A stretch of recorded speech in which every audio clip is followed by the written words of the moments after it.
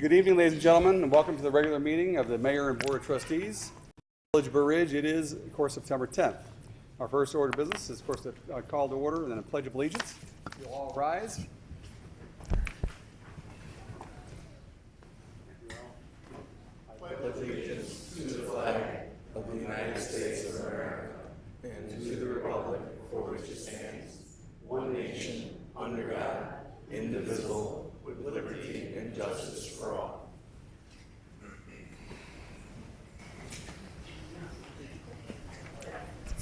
Karen Thomas, may I have a roll call, please? Trustee Francis. Here. Trustee Model. Here. Trustee Cabeza. Here. Trustee McCall. Here. Trustee Snyder. Yes. Trustee Schiappa. Here. Mayor Straub. Here.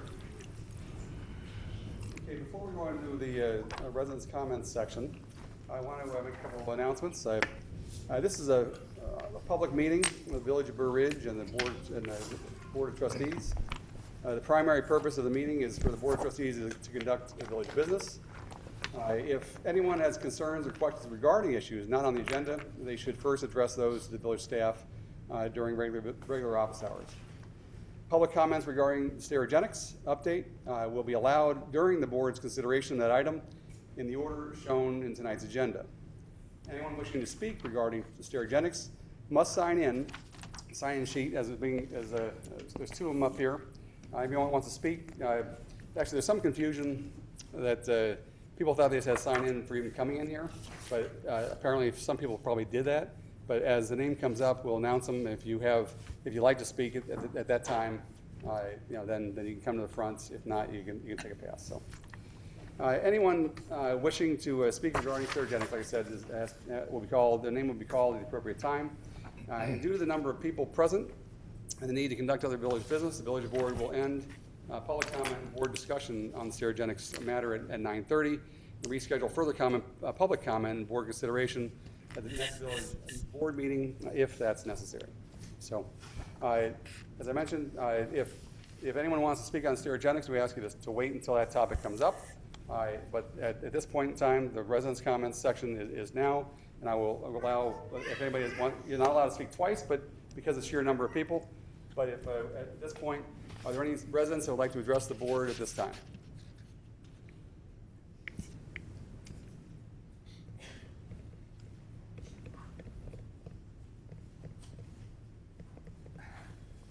I'd like to talk about the small cell agreement that we're entering into. I don't know if you'd rather have me talk Point of about order, it. your name and your address. Oh, Mark Thomas, 7515 Drew. Thank you. And is it on the agenda? Yes, it is.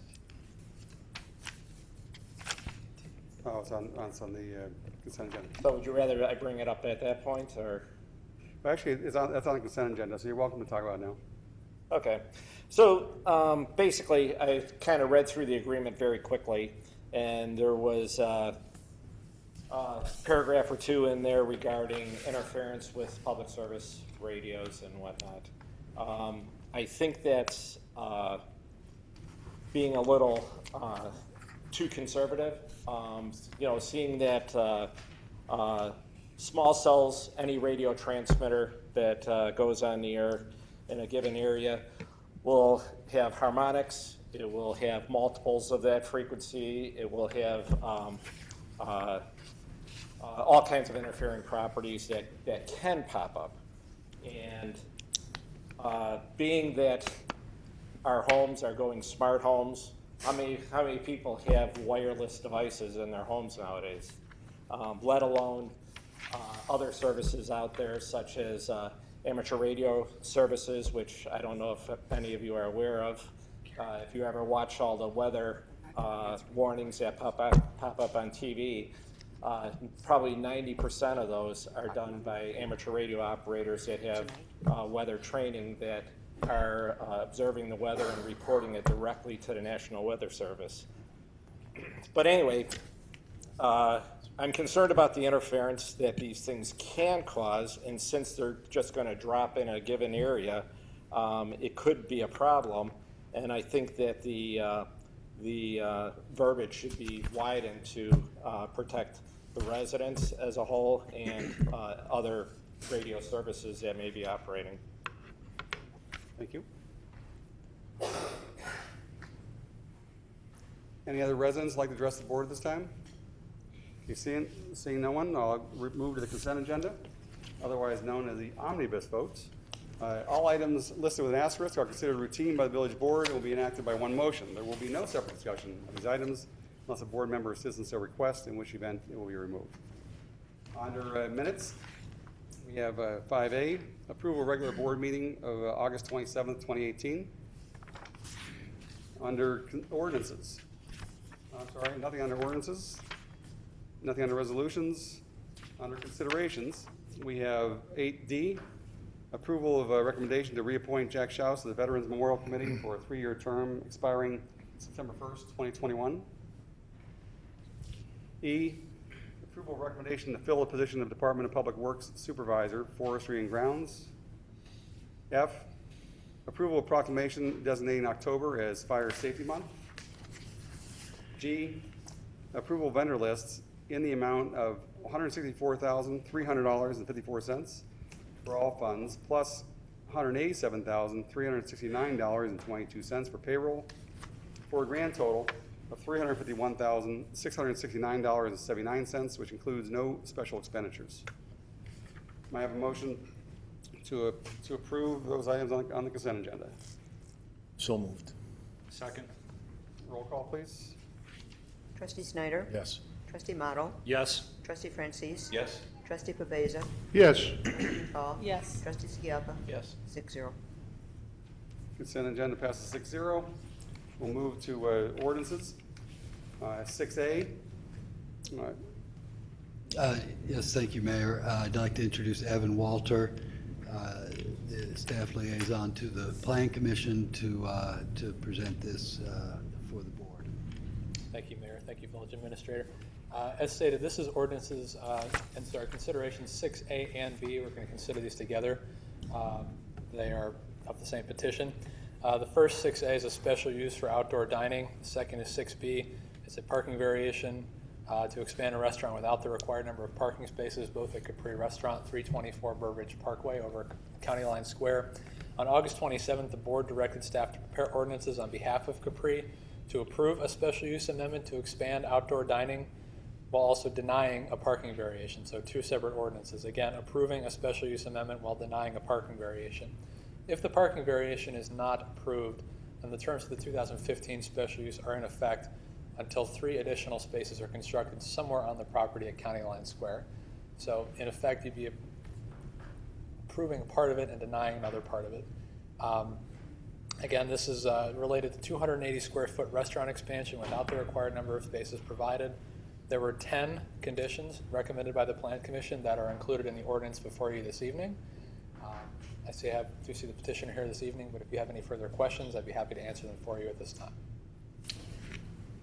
Trustee Snyder? Mayor, I'd like to make a motion, I would like to make a motion to approve the special use ordinance along with the following of the 10 conditions done by the Planning Commission as well as staff. But also to add, we had a lot of discussion last week with regard to hours and vehicles, etc. So 4 additional. 1, between the hours of 5:30 and 8:30 Thursday, Friday, and Saturdays, all vehicles parked by the valet service must be put to the pace lot. Number 2, Thursday, Friday, Saturdays, there must be a minimum of 2 valet employees providing valet services. 3, all employees must be parked in the pace lot after 5:30. And the last one, if there is a violation of any condition of special use as determined by the village staff, the Board of Trustees will consider revocation of the special use at a regularly scheduled meeting following the violation. I'll second that. So we vote on these together, or I would vote on them separately. Separately. Thank you. okay? Okay, those conditions, is the petitioner aware of those details of that petition, of those conditions? I'm not sure. Okay. Do you know if has the petitioner been made aware of these? I don't know. That I know of, I should say. petitioner is here, and that was one of the comments I was gonna bring up. We spend a lot of time hashing over parking, where if the valets would have done their job, there wouldn't have been a problem. You know, you go out of your way to make a deal with Pace so you can use their lot, and then you don't do it, and they just park them in the lanes and bother people. I don't see a parking problem if the Capri restaurant, tells us that they're gonna, like you said, when they have to use the pay slot, then we don't have a parking problem. I mean, that's the way I look at it. Mayor, last week when we had a ton of discussion with the petitioner's attorney, Mr. Grasso, these conditions were brought up by both trustee Schiappi and trustee Francis. Almost identical. The only one change, rather than go with the number of vehicles, if we park all of the cars there for the 3 simple hours, it alleviates the crisis for parking. Are there any questions of Evan yet before I ask petitioner's attorney to come up just for clarification on what the requests are? Okay, and petitioner's attorney for the former mayor of Burr Ridge, Gary Grassi. Thank you. Good evening, Mayor, Board of Trustees. So you want me to get clarification on what those exact 4 things are? No, I took very quick notes, and as Trustee Snyder said, these were discussed. I believe these were what I thought were some very good suggestions of Trustee Francis trying to get this done. This is as to the special use, which has already been approved. So my confusion right here is this now also taking the place of the parking variation, or is that a separate vote to happen? Well, as I understand it, that's why I asked if it was going to be connected, and since our village attorney is here tonight, that might be a good person to ask. But from what I understand, this cannot be amended right now for approval because it's going to be this has to be essentially denied and then rewritten for the next board meeting. Is that correct? Not on tonight's agenda, right?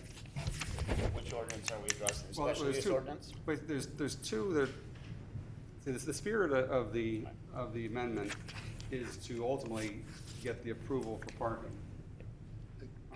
Before you go on, I don't think that's what. Yeah. That is not, That's that's not not what I what I'm seconded saying, either. Mr. Mayor. I'm saying rather than go through the 3 spots and have to go with the individual who owns a shopping center, this is giving Capri the advantage to go ahead, the special use. All there is, we have a Pace parking lot, which you could utilize, move the employees, which is anywhere from 10 to 20 employees, to all the valet parks there. 3, at the certain hours, really, we're only using 3 hours at a crack, which isn't doing too much. And 4th, if we find them code violations with the chief, and I had spoke with the chief today also, on how to really work the situation in the parking lot, and he had some good guidance for myself. So by doing it this way and keeping it on task, so staff or any of the trustees, if they see that it's out of place, we could revocate, bring Mr. Grasso and Capri back to here to discuss it.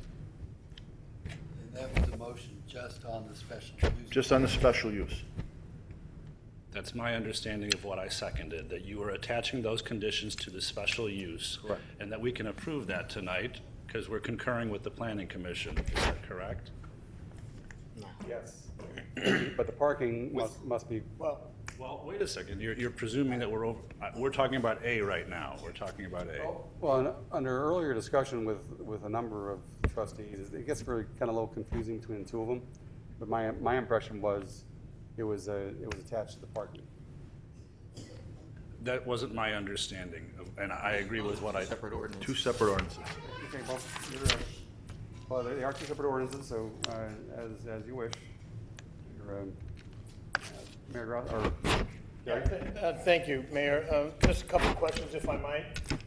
First of all, of course, this is a special use to be used at a seasonal time. Obviously, we're not asking to see people outside after maybe October 1st or October 15th, and certainly probably not before May 1st. So to the extent that this is at least discussed tonight and maybe put on the agenda for a formal ordinance in 2 weeks or whenever the next I've spoken, by the way, Mr. and Mrs. Revito, the owners are here, just for the record.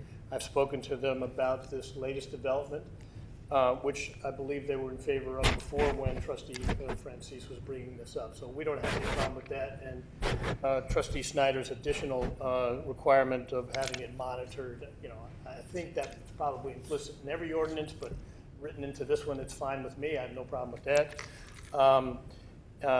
So I just want to be clear that it would apply only during the season that we're using it. So obviously, he wouldn't have 2 valets, for example, on Thursday, Friday, and Saturday nights if it's the wintertime. because it's not tied to this special use, which, I mean, that would still be his choice, but it's not required because the special use would be well, I see you shaking your head if that's not the situation. Now you're tying it to something that really isn't before the board, and the special uses for outdoor parking. So I don't know, I want to do and be consistent with what the board is recommending and voting on, but I want to know what the rules are so we don't break them inadvertently. And I'll have to ask him if that's okay, because we still need the parking variation for him to even do this. So I'm not quite sure what the next step is, because obviously we can't even do it. We don't get the parking variation. Approved. Right.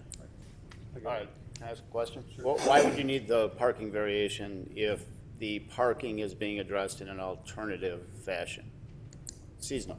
I'll follow your lead on this, Scott. I mean, I might be a lawyer, but I'm not a municipal lawyer. Okay. And it gets to the same question that I'll turn it back to you. If the special use is approved. It requires a change in the, Well, with or without the parking variation, if the special use is approved, and let's assume they find 3 parking spaces, so they don't need the parking variation. And That's triggered. the conditions include those suggested tonight by Trustee Snyder and Model. Do those conditions apply year-round, even though they're using that special use technically just during the warmer months? So if they are in compliance while the outdoor seating is being used, then they don't comply during the winter season. Does the special use expire then, and they can't use it the second year, or? so I understand what you're saying. I'm just raising the question. I'm not, It's a good I just question. want to be clear. Right. So in this case, in the special use, we have the ability, based on the conditions that you want to add to the existing special use provisions, to tie it to seasonal use, and then to not require, if you want to do that. My feeling, I wasn't trying to do it seasonal use, because then it alleviates the parking all the time. We're 51 parking spaces short. We've had multiple discussions on this. This gives Capri, the jewel of Burr Ridge, what he wants, what they would like, and it alleviates the parking issue. It takes all of the employees parking, parked in the pay slot after 5:30. Right. So I'm not suggesting you No, have no, to, no, just no, saying it's that it's there's the a whole time. request. Okay, the request is all the time. The request is a 12-month 12-month. requirements. This way he doesn't have to go and get the 3 parking spaces. Which is triggered if once this goes into, I guess, action or force, when either A, the parking variance is approved, or they find 3 parking spots. No, that's not what I said. Do you want to? We put in special use to give the parking, which Capri is looking for, based on these conditions. Then you don't need B. Am I correct? Correct. No. You still need the parking variation. That's why they're connected.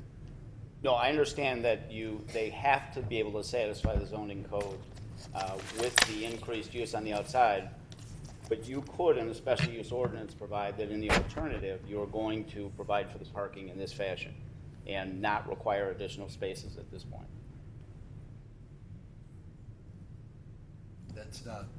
That's not our interpretation of the zoning code. Okay, well, I understand. I mean, if you believe that addresses the zoning problem, you could do it that way. You don't have to, so.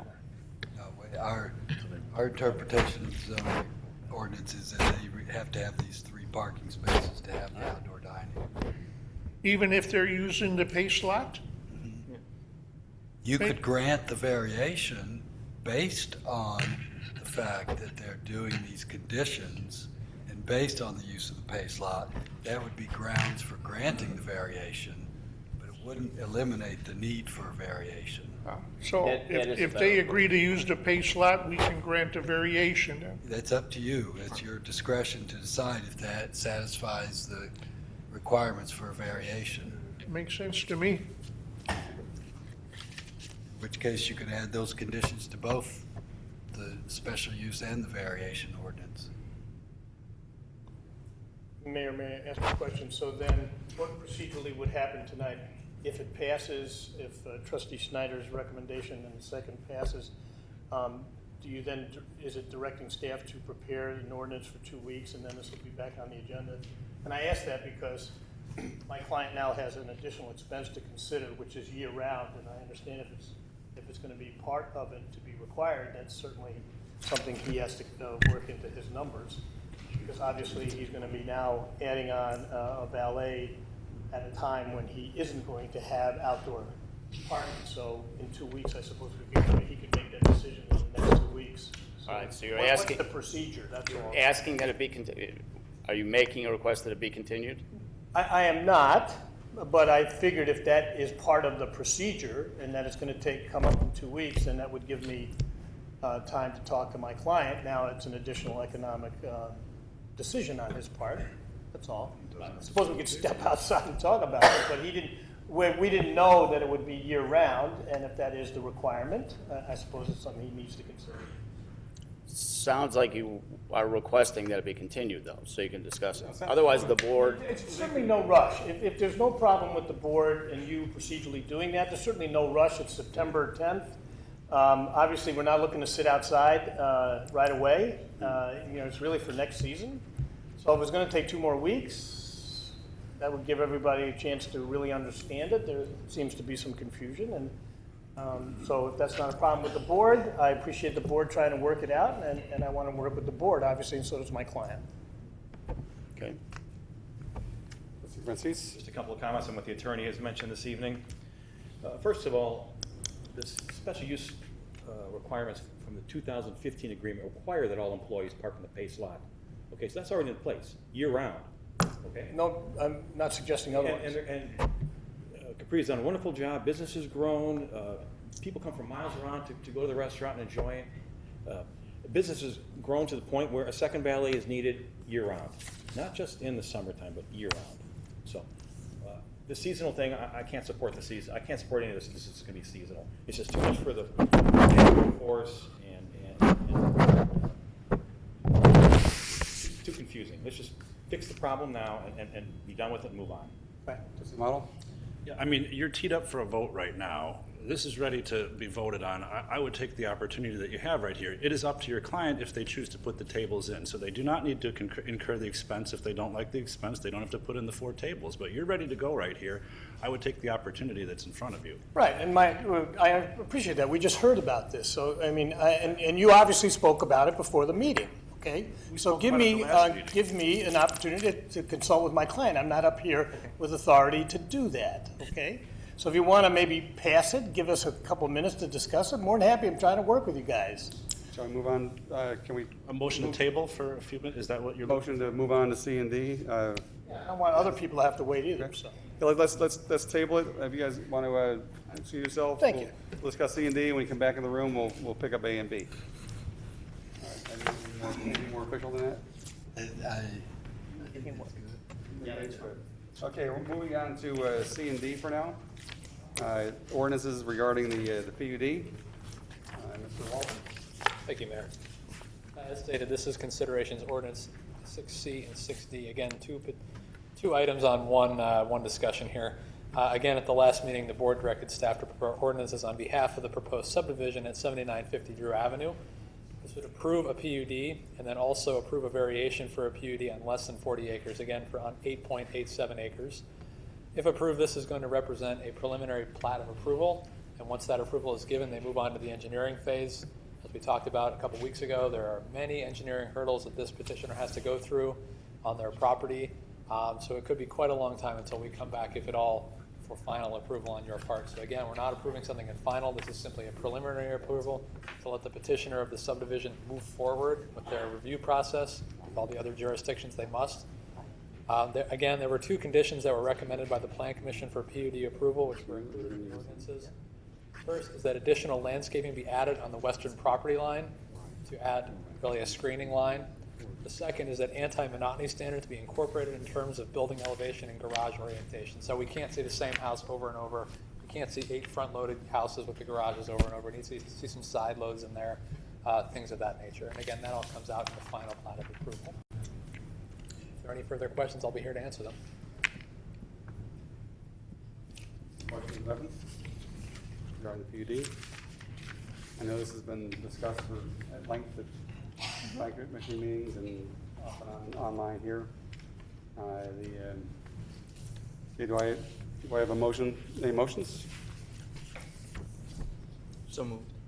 Second. to approve 6C? Is it allowed to put these together or not? I think so, if, 6A, well, A and D, C and D? Yep. Let me read them aloud.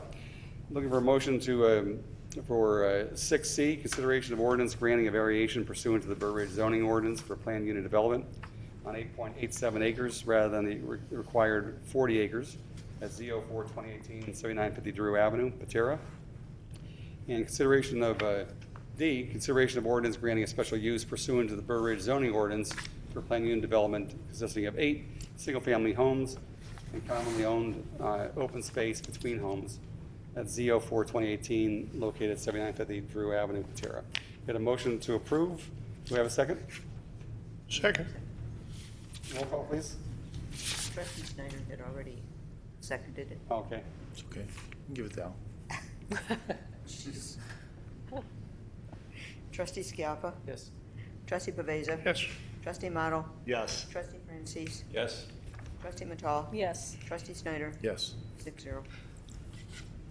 Yeah, that's passed 6-0.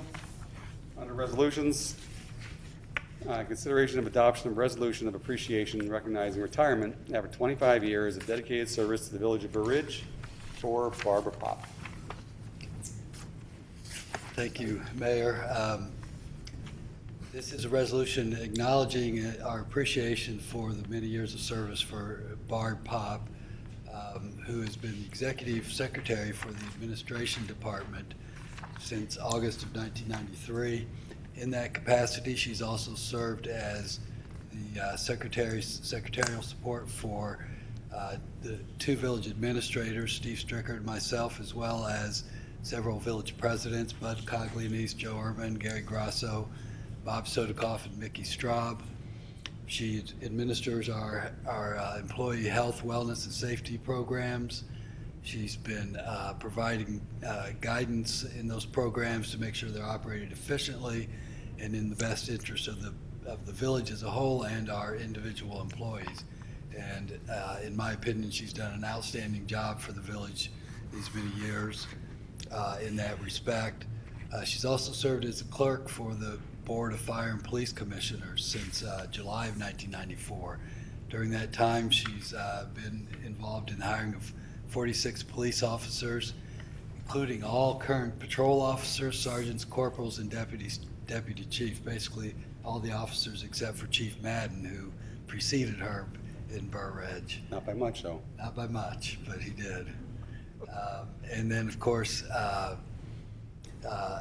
what we appreciate perhaps the most is that Barb has served as our resident party planner, is the title I unofficially gave her. She's been responsible for planning and organizing anniversary parties, employee picnics, holiday parties, retirement receptions, economic development breakfast, realtor lunches, biennial appreciation dinners for elected officials, volunteers, and staff, and I'm sure many others that I don't remember. But Barb has done outstanding work. She, like many of our employees who serve for such a long period of time, do it because they love Burr Ridge, they are appreciated, they feel respected, and they want to give to the village and to the elected and appointed officials that serve the village. So we have mixed feelings about Barb's retirement. We'll miss her. Her shoes will be difficult to fill, but on the other hand, we're thrilled that she has the opportunity to retire and enjoy her retirement while she's still young. So thank you, Barb, and as the board knows, there's a reception for Barb on Friday at the police community facility. So shall we give her a round of applause? Hello, Barb.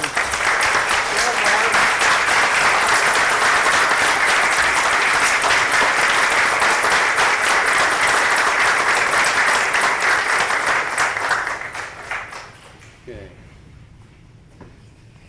Always fun fun to be able to embarrass Barb back there. She likes staying in the background. She's been the executive secretary also as Doug mentioned, to many village presidents and mayors, and has been my right-hand person for so many things here in planning and keeping me organized. And certainly, Barb, we're going to miss you.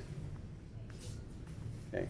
Need a motion to adopt the resolution? Yes. Yes. So moved. Second. Roll call? Trustee Francis? Yes. Trustee Snyder? Yes. Trustee Skiappa? Just want to make one comment. You forgot one title. She's the keeper of the candy jar.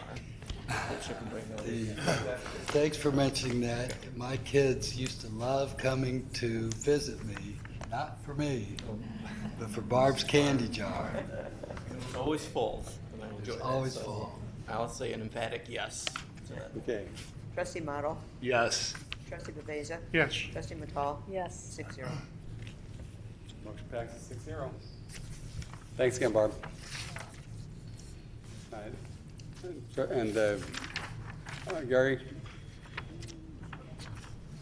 moving back to the ordinances of A and B that are under consideration.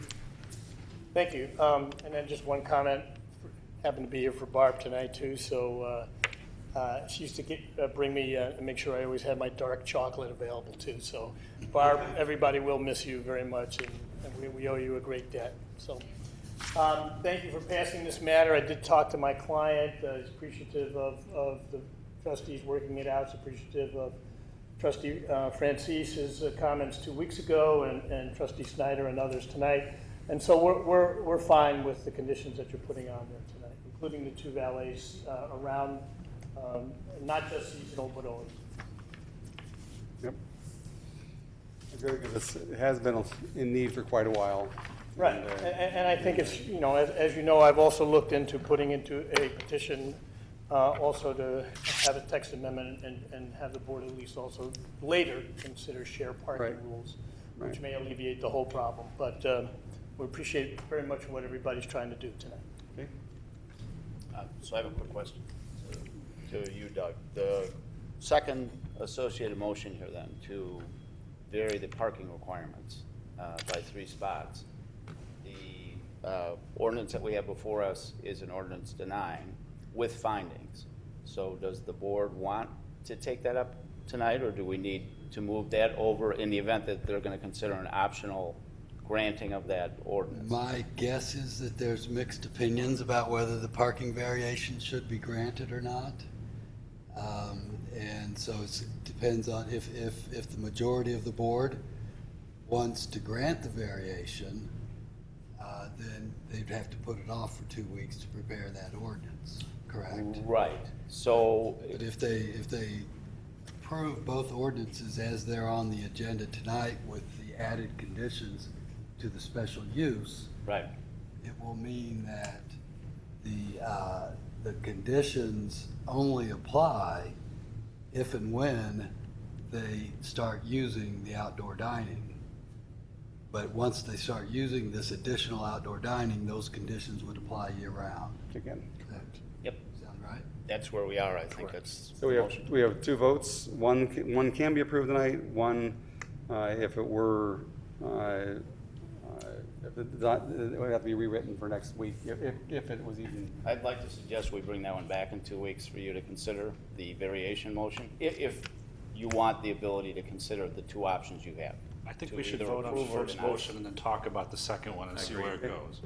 Right, I'm not suggesting you don't take up the first one, but as to the second one, if you're gonna take that up this evening, you also have the option, I think, to move that to the next meeting, to consider the 2 options you have. Okay. Is there any other discussion on 6A? Or the additional? I make a motion, we approve 6A. You already have a motion on the table. I thought that was for A and B. No, that was Just just say. for A. Oh, sorry. Okay, motion and second. Any discussion? Roll call, please. Trustee Snyder? Yes. Trustee Model? Yes. Trustee Francis? Yes. Trustee Paveza? Yes. Trustee Matal? Yes. Trustee Skiappa? Yes. 6-0. Okay. Now, motion passes 6-0, and now we have 6B, consideration of the ordinance denying the variation from of the section X1C13 of the Village of Burr Ridge zoning ordinance to reduce the required parking for the expansion of the restaurant Z19 2018, otherwise known as Capri. Discussion or explanation? Well, I think if any more explanation is needed, we're glad to give it, but you Yeah, I don't prepare. think Go any ahead. further is needed. Certainly understanding the initial conditions that were passed at the special use to provide more clarity for staff in enforcing the special use. So that is appreciative. Anytime we have vague, we like to go to clarity. So, but no, nothing additional beyond what I've already discussed. Again, if there's any questions, I'll be here. So, and it's of course tied to the conditions that were added to the other 6A, which is meant to deal with the problem of parking, which was an issue, such an issue before, because even adding 3 parking spots wouldn't necessarily fix the problem, but moving the parking certainly would be by making better use of the CATA pace lot. Yes, Guy Francis? So I would be willing to support a variation in this case, since the petitioner is willing to make these changes to his operations and alleviate the parking problem, help alleviate the parking problem over in County Line Square. So in order to support these variations, I would have to vote against denying the variation that's up before us now. If that makes sense. Yes. Yeah, those double negatives are always a little confusing, so I get it. Other discussion? Trustee Snyder? Wouldn't it be easier just to withdraw that? Pardon me? Just withdraw it altogether rather than have us deny? We have to vote? If it was withdrawn, you'd have to start all over again with the plan commission and all that, yeah. Yes. Trustee Scapa? I move, I move the consideration, the ordinance, to deny the denial of a variation.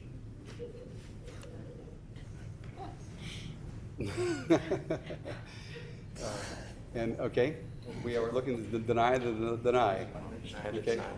So, That's a, so your motion is not to approve the ordinance? Correct. All right. not to approve the ordinance. Denying a variation. Okay. And, okay, but if it gets denied, then how does it get re-upped? Then we need a new motion. Okay, so it was just 2 separate motions. Right, so Or can it be piggybacked? no, current motion is to, Deny the denial. Deny the ordinance. You'd be directing me Denied to, the This is denial why, of the yeah, ordinance. this is, directing me to prepare an ordinance to approve a Yes. variation at the next board meeting. Similar- Just as we did 2 weeks ago, we're going to do the same thing over again with just a different language in the ordinance. But because Clear- it's clear on as our mud. agenda, it's a little tricky here, Clear as mud. okay?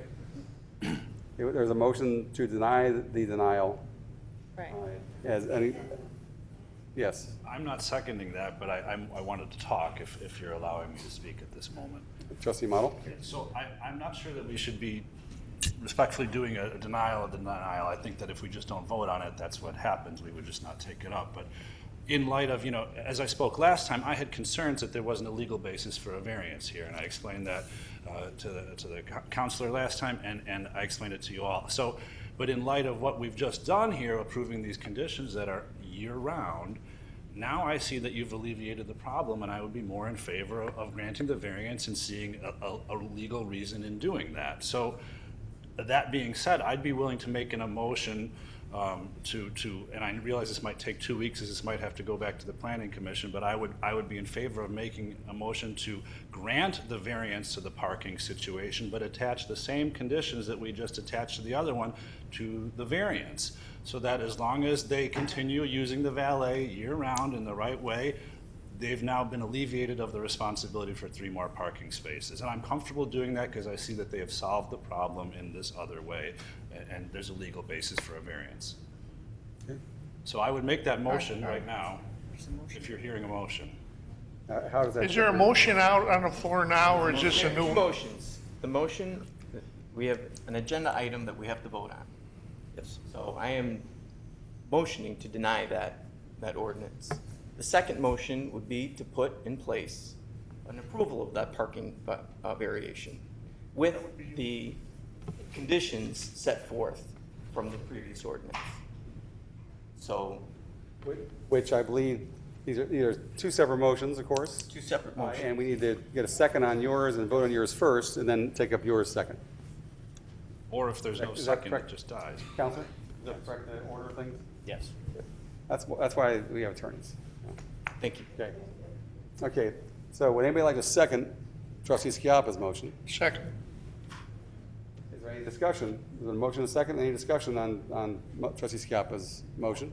I don't understand, why do we have to take that vote? You can do this one of two ways. You can vote on the motion that's in front of you and make it clear that you are not, if that's your vote, you're not voting to deny the variation and approve the alternative ordinance for next meeting to be prepared. The ordinance approving, sorry. The ordinance before you right now on the agenda, right now, no ordinance exists to approve a parking variation. You directed me to prepare a variation, a denial of a variation. So what you're proposing has to come back at the next meeting. You have to prepare, you have to direct me to come back at the next meeting. I You have to- understand. You're just asking why you have to vote on it. Yeah, why are we voting on failing this, is that what we're, are we saying the same thing, Yes. Tony? We're saying the same thing. We're just killing it. Just killing it. It's very Just killing it. procedural, but we're all Right. getting to, yeah. Okay? I'm clear. Thank you. Okay, any further discussion? May I have a roll call on this motion? We're doing Tony's motion. Yes. On Tony's motion. Trustee Schiappa, Yes. trustee Pavesa, Yes. trustee Matal, Yes. trustee Snyder, Yes. trustee Francis. Yes. Trustee Model, Yes. 6-0. Okay, that denial of the denial passes 6-0. Now, is there another motion? Yes, now I will, in the proper order, make my motion to recommend that staff prepare the ordinance approving the variance on the parking for the 3 parking spaces with the same conditions that we just attached to the other ordinance related to the valet parking, moving cars off site, those 4 conditions. Second. So a motion and a second. Any discussion on the second motion? No. May I have roll call, please? Trustee Model, Yes. trustee Snyder, Yes. trustee Schiappa, Yes. trustee Francis, Yes. trustee Pavesa. Yes. Trustee Matal. Yes. 6-0. That motion passes 6-0, and we'll see Mr. and Mrs. Revito back here in 2 weeks. Thank you. And by the way, thank you very much for being the jewel of Burr Ridge and for all that you do. Thank you, appreciate it.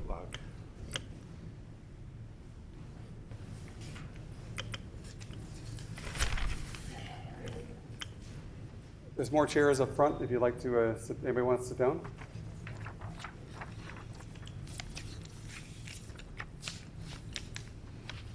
Another chair back there, probably 2 more. Anybody wants to sit? Okay. Under considerations, 8A, consideration master pole attachment agreement with AT&T.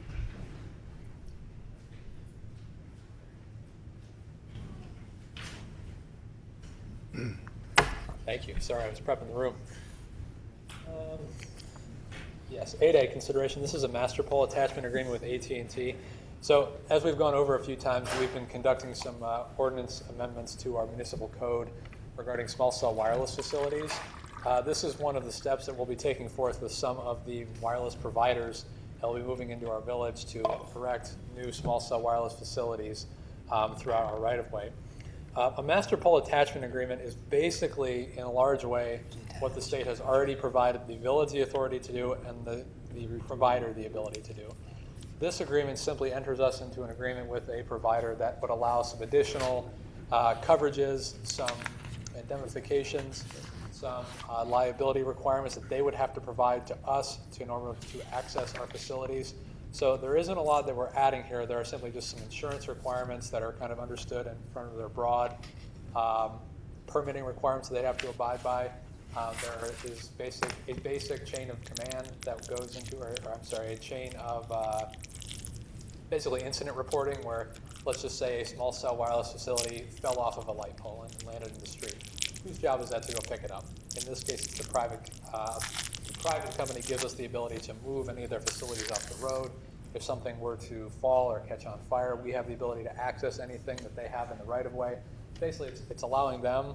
We have granted them an easement to come onto our land with a permit, and then this agreement then allows us the right to access what they have in the case of an emergency, as well as to provide any insurance for any damages that they may have caused to our certain facilities. So we'll be approving one of these for each provider that comes through.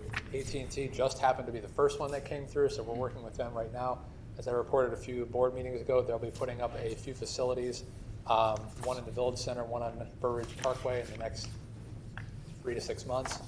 This is really just the first step beyond a permit that they're going through with us, just to further solidify who does what in the small cell world. So with that, I'll answer any questions you might have. Trustee Scapa? Who drafted the agreement? I'm sorry? Who drafted the agreement? Is it the AT&T did, and then we had the attorney review it. And the Illinois Municipal League I'm sorry, yes. has created a model agreement for the use by the state, based on state law. I would add the placement of small cell facilities in the right-of-way is already provided for by law. Right. This simply is an agreement that says if you're going to put it on a village-owned facility, a pole, there are conditions you have to meet in order to not damage our pole, and we regulate how that pole can be used. So, Would there be a second agreement for the right-of-way use? Or that's just? they have the ability to use the right-of-way at this Yeah. point, subject to very, very This limited agreement is for conditions. village property. Yep, that's what the state law was changed recently to provide that they have access to our municipal rights of way now for small cell facilities to facilitate smartphone use. Thank you. Trustee Model? Just real quick, so I'm understanding correctly, they already have the legal authority to come in and put their equipment here in the town, whether we grant them this or not, is that correct? Subject to very limited conditions, yes. This is simply an agreement that manages the placement of the equipment on one of our poles. Understood. So the residents' concerns, the gentleman that spoke about the wireless spectrum, there's not much we have an ability to control that because they can come in and do that anyway. That's By a passing this- separate issue, right? Yeah, by passing this, we at least have some control of the equipment in our village, is that correct? Right, and we Some. actually, Some. right, we actually provide that they should use our facilities to the extent they can, existing facilities, and that's what the law already provides. So they're not putting up new poles. We want to limit the new facilities that they're required to put up in order to be able to provide service. So to just use an example for you, we're allowed to suggest alternative locations within 100 feet of a proposed location. So they're suggesting to have a pole at the intersection of Lifetime and Burr Ridge Parkway. I suggested they move one pole to the north because it's in between two trees. It's a lot harder to see from the road. It'd be less distracting to look at, and they've agreed to do that. So that's just one example of a small, I don't have the ability to say, no, you can't go anywhere in the area, but I can ask that you move one 50 feet down in order to accommodate our sight lines. Also, regarding the residents' comments regarding emergency wireless facilities and our wireless transmissions, the state law says that the RF transmissions cannot in any way interfere with public safety communications at all, and if they are found to, we can just tear it down unilaterally. That's what these agreements do. They say we will not interfere with your emergency systems, and if we do, the agreement gives you the ability to just bounce us, turn us off, whatever the solution is, to make sure that they get what they want and we get what we want, and, well, at least we get some of what we want, I should say. So a lot of these things come together in an agreement to provide kind of that wholesale, village-wide perspective on who does what. Just because certain companies have different ways of doing things. One might say, I want to have $10 million of liability coverage. Another one might say, I want to have $5 million. Both are adequate under our permit, but one just might want to be more protected, or we might say we want more because you're doing something different. So each one of these will be reviewed on their own merits, but at the same time, this really just kind of enters into an agreement based on what's already on state law. Okay. Any other discussion?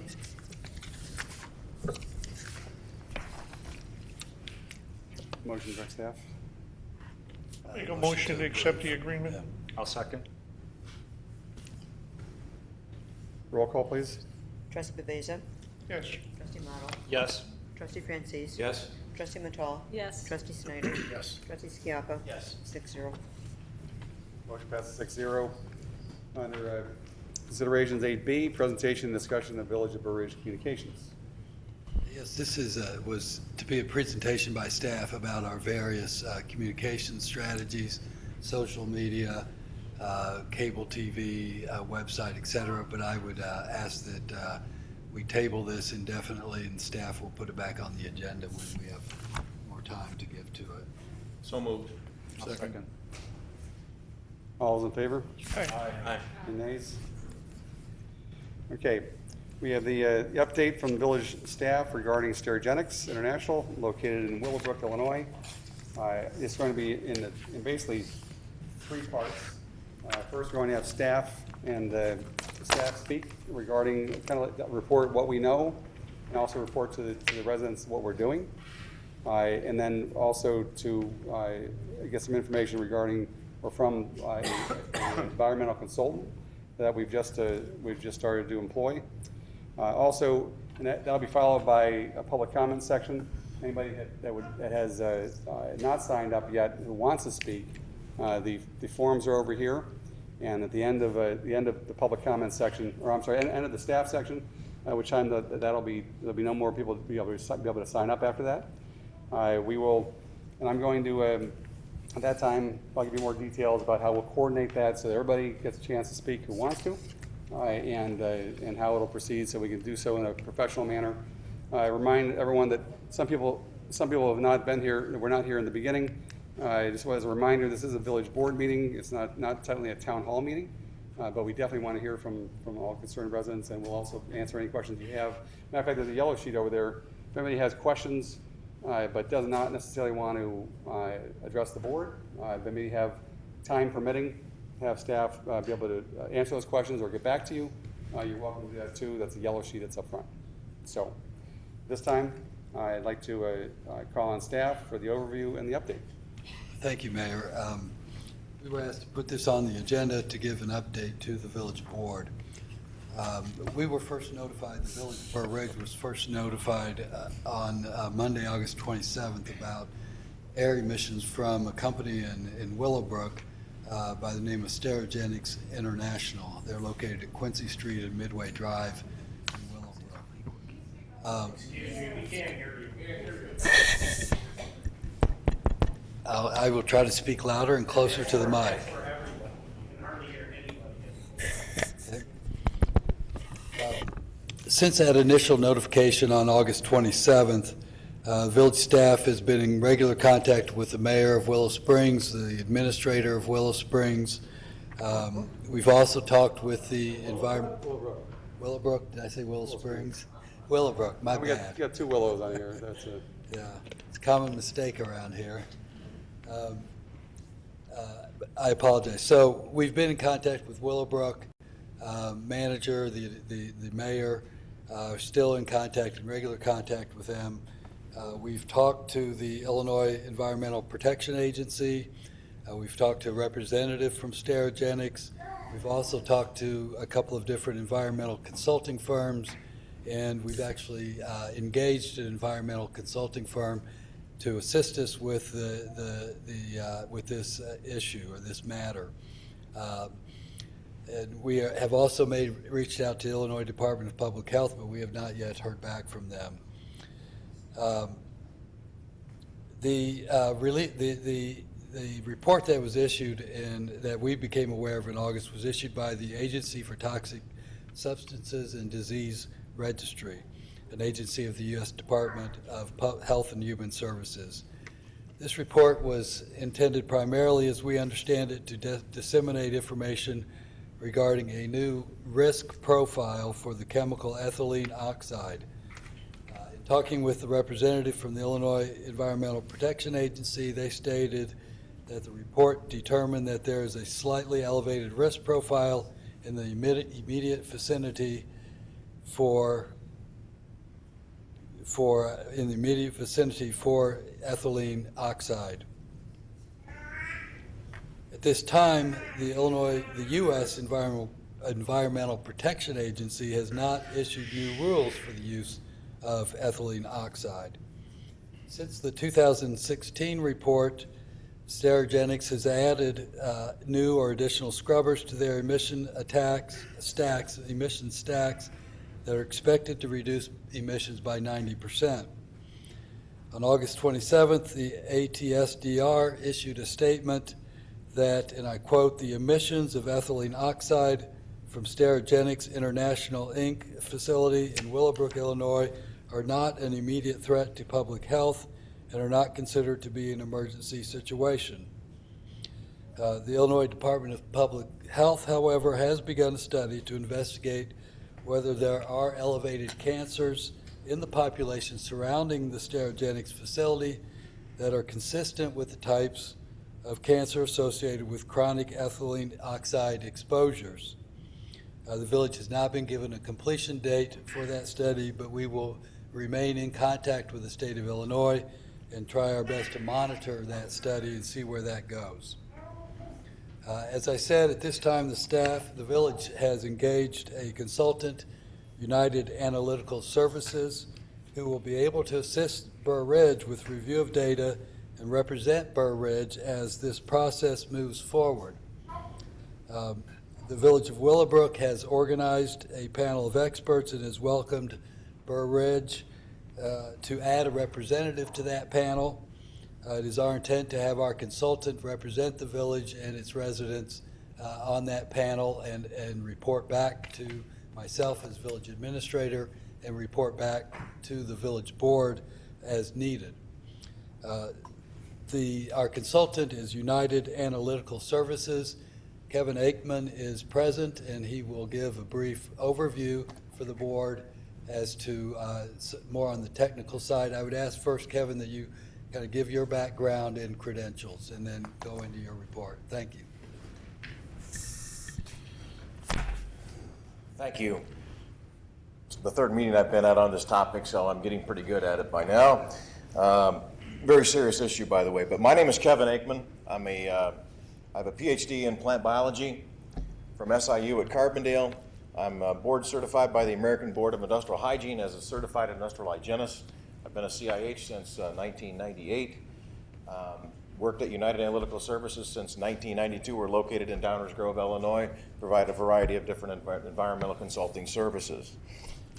I usually start out by telling people that I'm an industrial hygienist, and I get a blank stare from people because they don't know what an industrial hygienist is. The formal answer or the formal response, the definition back when I took the test was the analysis, recognition, evaluation, and control of health hazards in the workplace. Now it's actually changed where it's more about the science of protecting and enhancing the health and safety of people at work and in their environments. So it does reach out to the community level. I'm not a toxicologist, I'm not an epidemiologist, but I do have the talent and the knowledge and the education to understand the issues. So now I've been retained by the village, and my role is to assist the village of Burr Ridge with interpretation of the EPA report in an effort to make sure that the community is safe and people are safe in the community.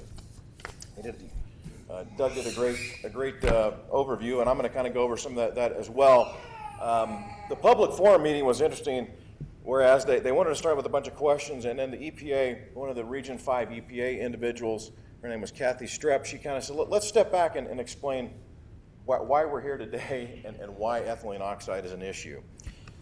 In 2014, the EPA published the national, or they published it in 2018, but the report is dated 2014. So the wheels of the government sometimes they do go slowly. So this 2014 National Air Toxic Assessment, it was a thorough evaluation of air toxic across USA, developed as a state-of-the-art science or screening tool to inform both national and localized efforts to collect air toxic information, characterize emissions, help prioritize pollutants and areas of interest for further study. 181 different chemicals are included. They call them hazardous air pollutants, HAPs, right? It's interesting because what the NADA document did was it gathered all the information that the EPA gets from industries and whomever is providing them information for permits and for different purposes. They model that information. That information says, here's a hotspot area. Obviously, we're in the Chicagoland area. There's a lot of population here in Chicago. There's a lot of industry in Chicago, so that's part of living in a metropolitan city. But they're looking at specific areas. So what this NADA document did, it allowed them to gather all the data, kind of crunch it together, and say, these are some things we want to look at. I'll get a little bit further on NADA, and I'll explain where we're at today as well, because there's some other things that happen. The NADA document shouldn't be used as a definitive means to pinpoint specific risk values. It's kind of an important piece of information. Compare or characterize local risks, for example, between neighborhoods or states, to examine trends between or compare other NADAs. a sole basis for developing risk reduction plans or regulations, a sole basis for determining controls on specific sources, a sole basis to quantify benefits of reduced air toxic emissions. They're looking solely at the scientific part, and it's a statistical analysis. So the modeling that they did actually led to the sterogenic study. Before the sterogenic study happened in 2016, the EPA changed the classification of ethylene oxide. That's the beast that we're talking about here, right? The chemical that they're using. They changed it from a suspect carcinogen to a human carcinogen. Therefore, it changed the math, and it changed the way that they're going to view and they're going to model it, because now it is a potential cancer-causing chemical that's going to be potentially, or it is being released into the environment. So on August 24th, the Willowbrook mayor, he posted on the website, posted the report, and that's when things erupted, because it was a big piece of information that people had no idea what was going on. It's right there in your backyard. They had a public information session. Actually, kudos to your fellow mayor.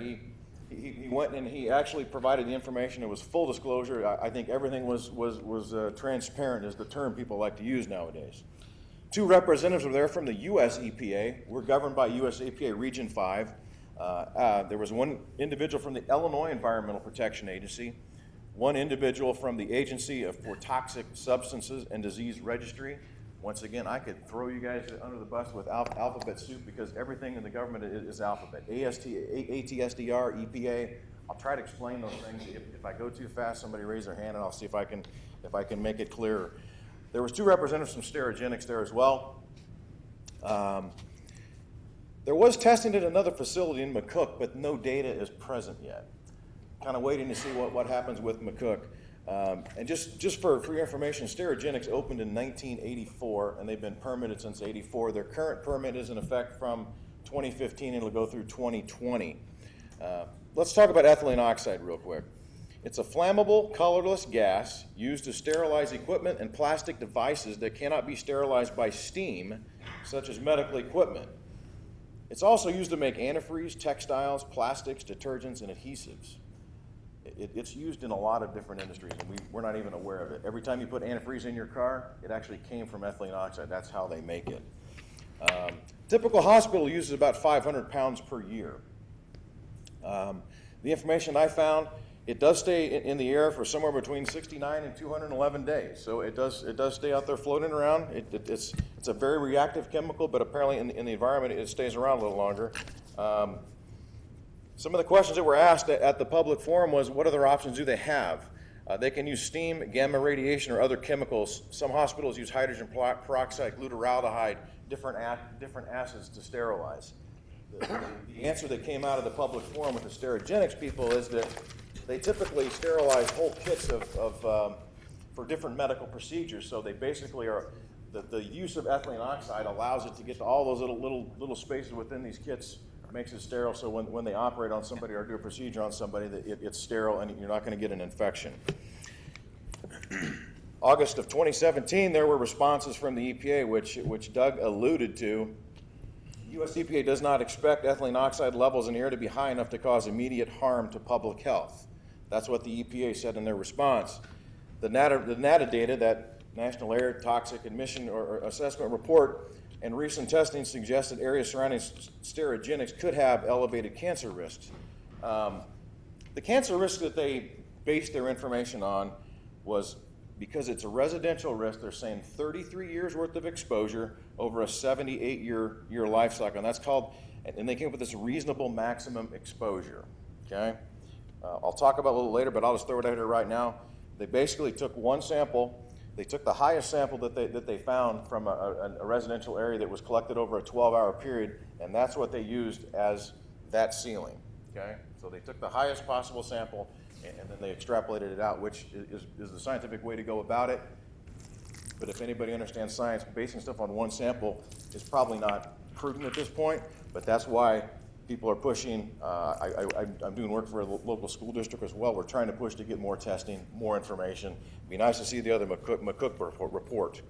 The ATSDR response was that the sampling was performed on May 16th and May 17th of 2018. They posted a report on their website, and they actually shared it with the public. The ATSDR is the one that made it public.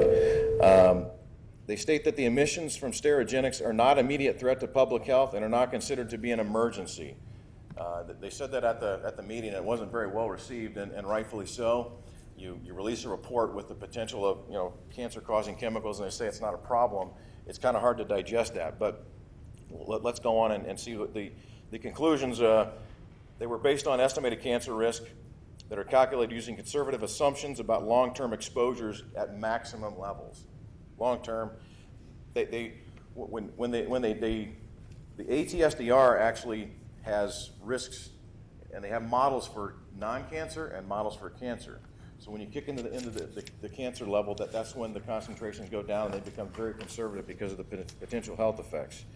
The highest measured levels of ethylene oxide in those areas, this in the report, in the study they did from sampling back in May, they were 1,000 times lower than the levels associated with cancer risk in scientific studies of workers with industrial exposures.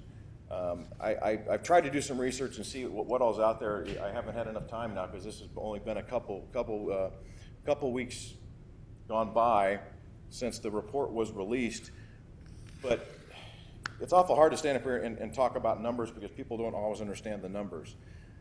The cancer risk evaluation for ethylene oxide, they're getting down to almost the micrograms, and I think the gentleman from the ATSDR, he tried to explain that during the meeting, and sometimes it goes over your head if you don't have the numbers written up, but basically take a number 1 and go six decimal places to the right, and you get micrograms. You go another 3 decimal places, you get nanograms. They're measuring down to like the 0.21 nanogram level are the numbers we're talking about, barely even detectable, okay? They've recommended follow-up testing,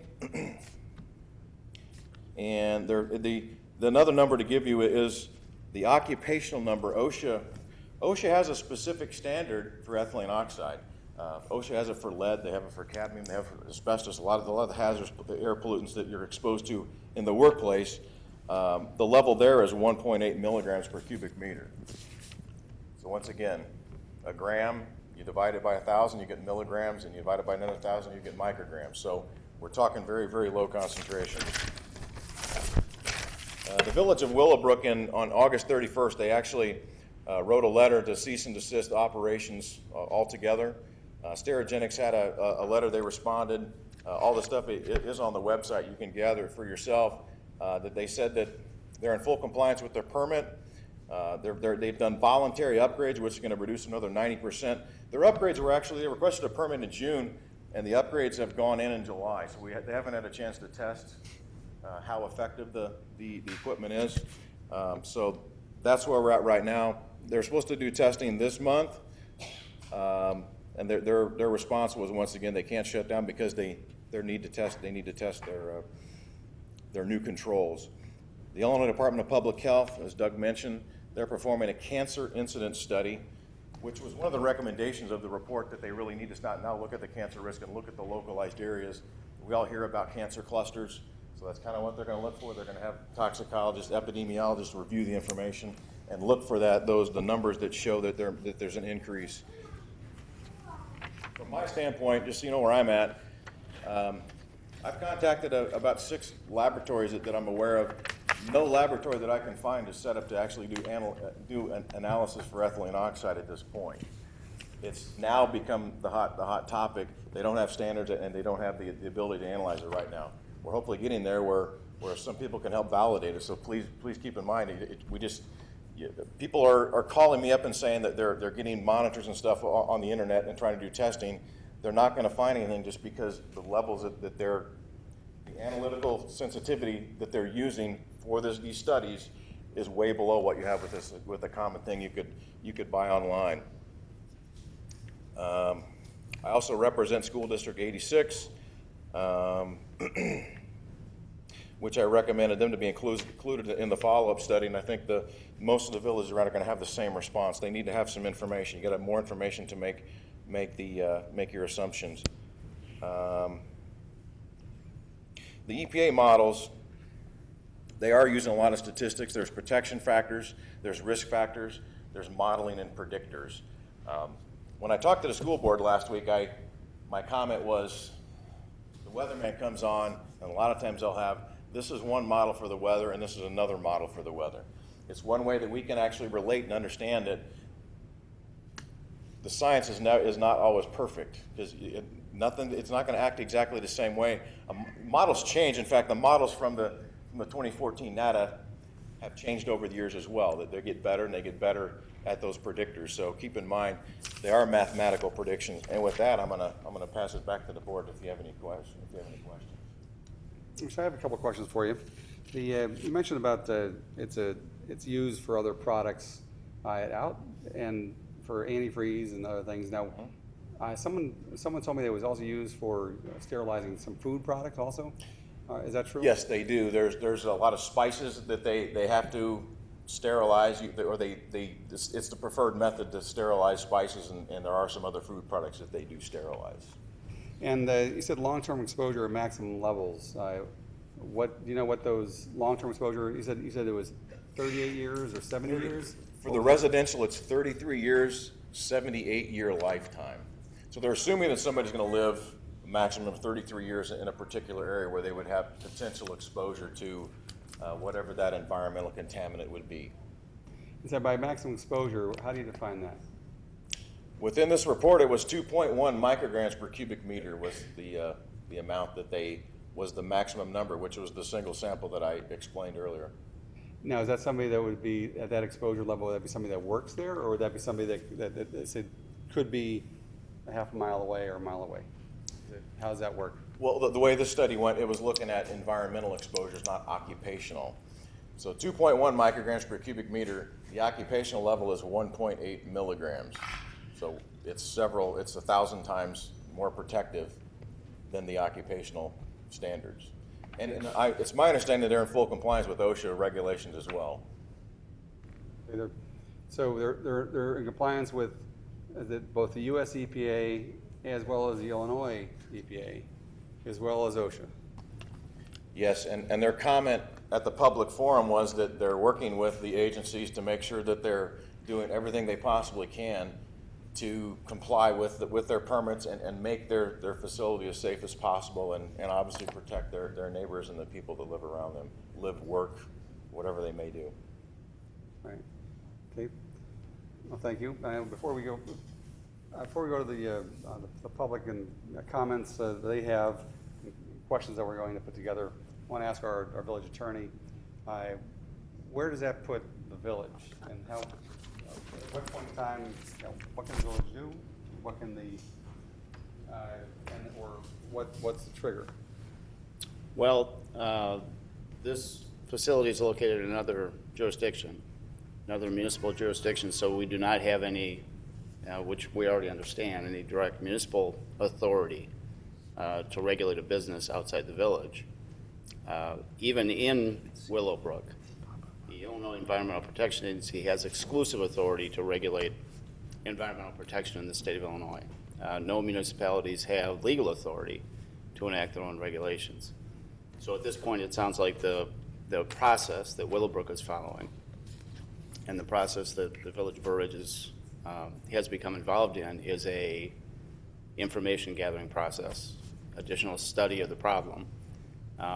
Whether we have the ability to regulate or not, we clearly have the authority to better understand the information that's available and gather additional information that we might be able to gather through your auspices to make sure we have all the information available to share with the public about what the status of the release of whatever is being released into the environment is, whether we can directly regulate it or not. So we don't have legal authority, we certainly have authority to study the problem.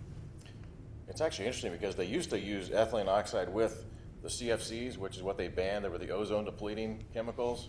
They got rid of that. Now they're using ethylene. So it's one of those things where it's really difficult to protect, and their world is very difficult right now.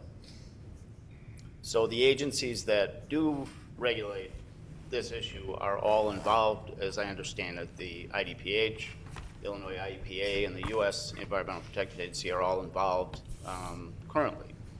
Yeah, and the ATSDR is part of the Center for Disease Control, And they're like more of the research arm, and they have the scientists to do the sampling, and then they analyze the data.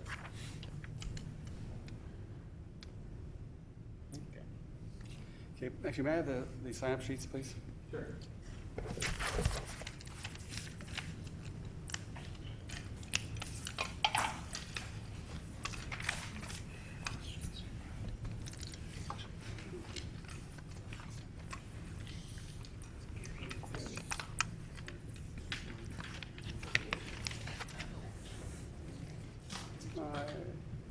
You want to,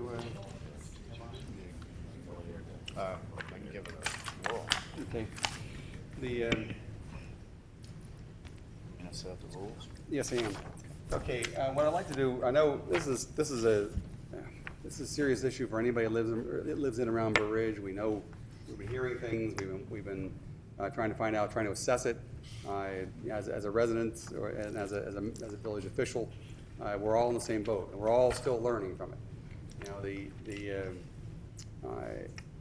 The federal government is a huge, obviously a huge organization. We hope they're doing right. They have I think the EPA has 15,000 employees. They have an $8 billion budget. They have thousands of scientists, and we're trying to assess it as we go, just like you are. We're also trying to assess. We have by multiple consultants we'll be hiring to assess all the reports, to evaluate them, because we're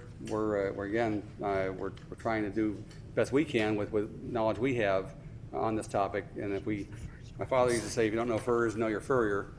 And so we're trying to find those experts that know as much as they can about the topic to interpret what the government's telling us. What we have is, I wasn't sure, I know there was a little bit of confusion with the sign-up sheet. I understand that if some people may have signed in, but they didn't necessarily sign up. So when we call that your name out, it's okay for you to say, no, you don't want to speak. But let me read all the instructions so that everybody that wants to speak has a chance to. If you're not on the sheets right now, you will not be allowed to speak because of certain time frame. But we definitely, you want to contact staff afterward. You're certainly more than welcome to. In fairness to all present who may wish to speak and to learn about this subject, in order for the board to complete its business, it is necessary to follow certain reasonable rules and procedures relative to public participation. For those of you that know me, I like to spread the love, but this is the time where I got to sometimes administer some tough love and have some rules, make sure we have an organization, and make sure that we have a good timing to have people be able to express their opinions or their comments. The mayor is the presiding officer at all board of trustee meetings.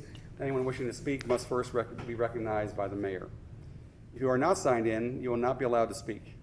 Burr Ridge residents will be allowed to speak first. 2 people, 1 to each of the 2 lecterns, will be called to speak first and second. After the first person is done speaking, another will be called to the other lectern and will be on deck, so to speak. So we have two separate areas. The microphones, by the way, are not really typical microphones. They're actually these little flat things. So when you're there, it's not your typical microphone, but we'll make sure that we'll do a sound check, make sure that we can hear you. Each speaker is asked to limit their comments to a maximum of 3 minutes. Questions asked during the public comments will only be addressed upon completion of all public comments, or if determined appropriate or necessary, staff will respond at a later time. Questions and comments from the Board of Trustees will also be withheld until after all public comments are heard. Speakers should make their statements and then return to their seat. Everyone in attendance must maintain civility and respect at all times by refraining from comments, applause, jeers, or any other interruptions. I'll remind everyone once again that due to the other business before the board, public comments and board consideration on this matter will be ended at 9:30 p.m. and if necessary, we'll continue in our next regularly scheduled meeting. And now the village clerk or the village attorney will introduce the first 2 speakers. So if the following 2 individuals, if you signed up to speak, could step up to the podiums, S.K. Peterson and Yvonne Meyer. Ms. Peterson, why don't you start us off? Sure. Suzanne Peterson, 7250 Elm Street, Burr Ridge. I'm not going to start with my story as to the whole deal about our family and everything and when we came to Burr Ridge, but I did want to ask our consultant when he said that the Sterigenics is in process of doing some testing now, since they put some things into place. Are they self-testing, or who is monitoring their testing? Sorry, if you would, you have to. Oh, need do I ask you that? Actually, you need to make a list of questions. That is my only question. We want to avoid, going. Sorry. This is not a forum for a debate or a dialogue. It's more for listening questions, and then we'll make the list of those questions, and then have them come up. Or that's all a the question Doug can ask. That's fine. Okay. Okay, then I have no more questions. Our story is that we've lived in Babson Park East since 1987. We raised 2 daughters. I have 2 grandsons, and my daughters are healthy. As of 3 weeks ago, I am basically terrified for my daughter's health. I've had cancer. My husband's had cancer. Just about everybody down our street on Elm has had cancer. My daughter Madeline, who's 26, friends of Mr. Schiappa's sister, she had severe migraines when she was little. Took her to doctors. I mean, we're talking 5 years old. Couldn't find a reason for migraines. Terrible headaches. And this ethylene oxide can cause that. So I'm worried so much about our children and our grandchildren. Not so much my husband and myself anymore, but I worry about our kids. I worry about all of the animals that we have. Nice parcel of land I have, who died from cancer. Just 1 minute they're fine, the next minute they're dead. And their veterinarians couldn't find a reason why that had happened. I feel that Sterigenics should be shut down as soon as possible. They don't belong in Willowbrook. They don't belong in our area. I think our Burr Ridge residents that live in Babson, East End, West, and in other areas of Burr Ridge on the north side, we follow the frontage road down through the industrial area, go right past Sterigenics to go to Walmart or Target. So many of us shop in Target, and it's right next door to that. For 34 years, I've been breathing the fresh air that I thought was fresh. And it's been poisoning us. And I know, Mickey, that you have a business right down the street from us, and you have employees. And how do you feel about the possibility of, even on the short term, all of them could be getting cancer through breathing? So this is extremely, extremely important to all of us. And I feel that the village of Burr Ridge, you're not all volunteers here. We elected most of you into your positions. You need to back us up. We're all on the same boat. We all breathe the same air. You all work in Burr Ridge. I work in Willowbrook, and I live in Burr Ridge, so I got the double whammy. So I need you to possibly find a way to maybe test our subdivisions that are within that at least 1 mile range as the crow flies, maybe a little further, I don't know. But I think that's the least you can do, being our village. Okay, Suzanne? And if you want to go ahead and back charge Sterigenics or something, doesn't matter to me. But I think that's at least what we're owed. Thank you. Okay, thank you very much.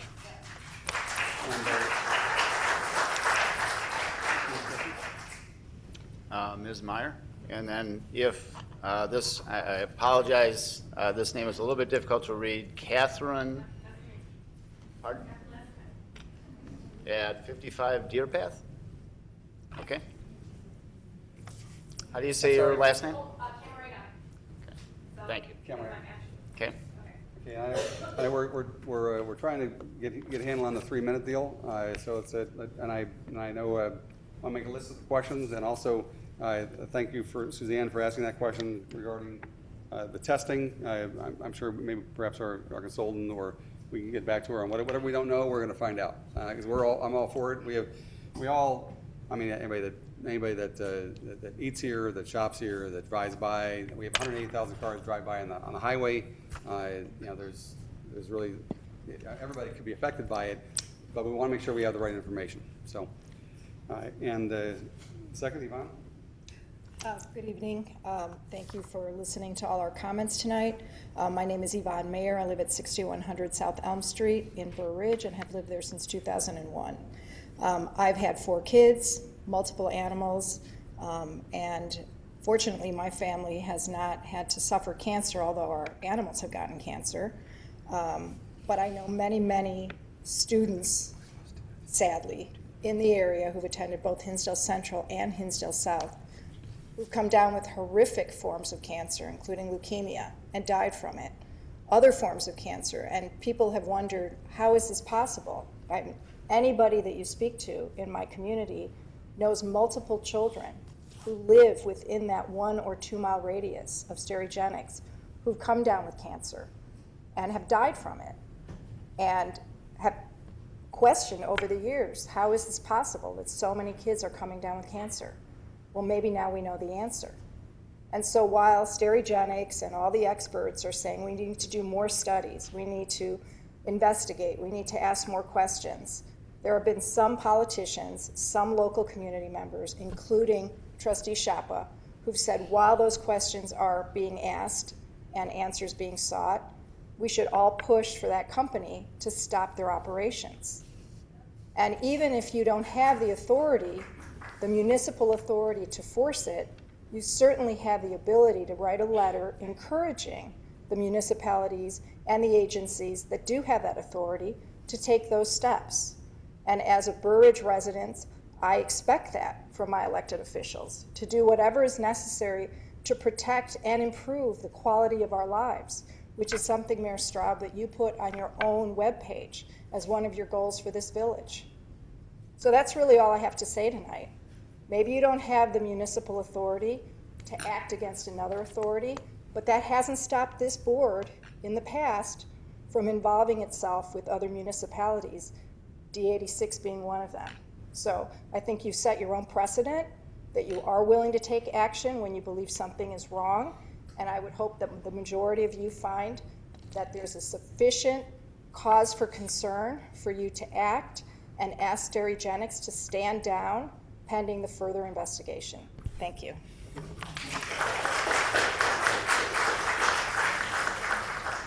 Can Jennifer Hunch come forward? Go ahead. I'm Catherine Camarena. My family and I live at 55 Deer Path Trail. It's right off of County Line and 83rd Street. So I'm here today just to ask Mayor Straub and the board for your support, again, in encouraging Sterigenics to cease operations until further testing can be conducted. Do you guys remember last year when they were trying to put that asphalt plant in that little unincorporated corner of DuPage County? Right. And our village was very vocal in opposition to that, and I was really proud to be a resident of Burr Ridge when that was happening, because I thought, hey, I live here, and you know, it wasn't going to be in Burr Ridge, but it was going to be next to Burr Ridge, and we were standing up saying, hey, we don't want that here. And you actually, Mayor Straub, wrote a really nice letter to Mr. Dan Cronin, encouraging them not to grant them their permit for a conditional use to put that asphalt batching plant in that area. And we were successful, and they didn't put it there, and I was very proud. But then I saw the letter from the village of Willowbrook from August 31st, and it was asking the company of Sterigenics to cease operations until further testing can be done. And I was really disappointed and kind of sad to see that we weren't on here. Everybody else was except for us. And as we've been talking about, I know that Burridge doesn't have that authority to involve themselves in other villages' operations, and I know that we can't shut Sterigenics down, but neither can Kathleen Weaver, and she's the mayor of Darien, and she was on this letter, and she voiced her support for Willowbrook. So I'm just asking all of us to try to be a good neighbor and support Willowbrook and show our support, and maybe Mayor Straub can write a letter to Sterigenics like he did for the Lorig asphalt batching plant, asking them to cease operations. So that's my request. I would just like your support and let it be known that we don't want Sterigenics here either. Thanks. Thank you.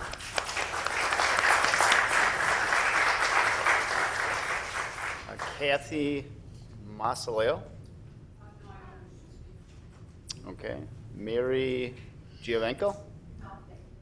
You mind, you guys, my kids have been here for an hour and a half. Can I please speak before? Do you want to take my spot and I can? How about Erica? You can she speak here and I'll speak there? What do you want with me or no? You got it right.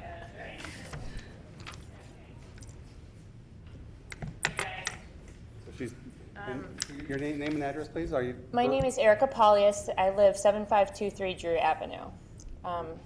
First, I'm just gonna say I want this company out, and I'm just gonna make it known. I want this company out. I don't think it belongs in Burridge. I don't think it, or Willowbrook. I don't think it belongs by residences and schools, daycares. This is ridiculous. It has no business here. Just a couple of things real quick. There's been no regular testing of the site. I just want to, from everything I've heard, I've been at the Willowbrook meetings, I've been following this continuously. There's been no regular testing of the site.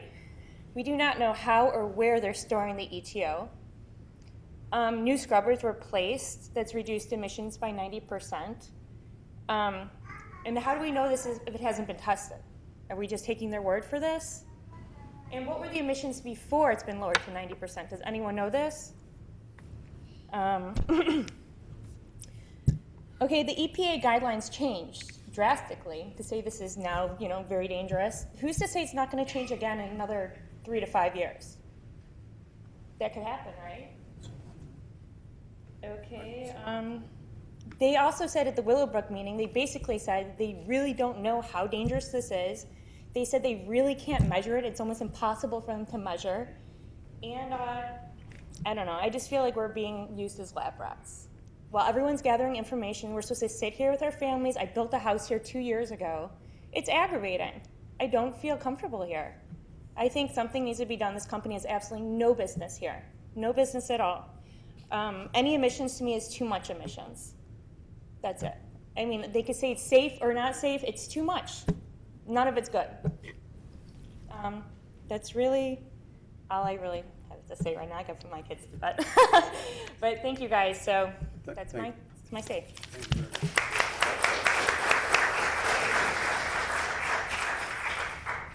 Betty Ferguson? No? I'm rolling out here. Ruchik and Signa Patel?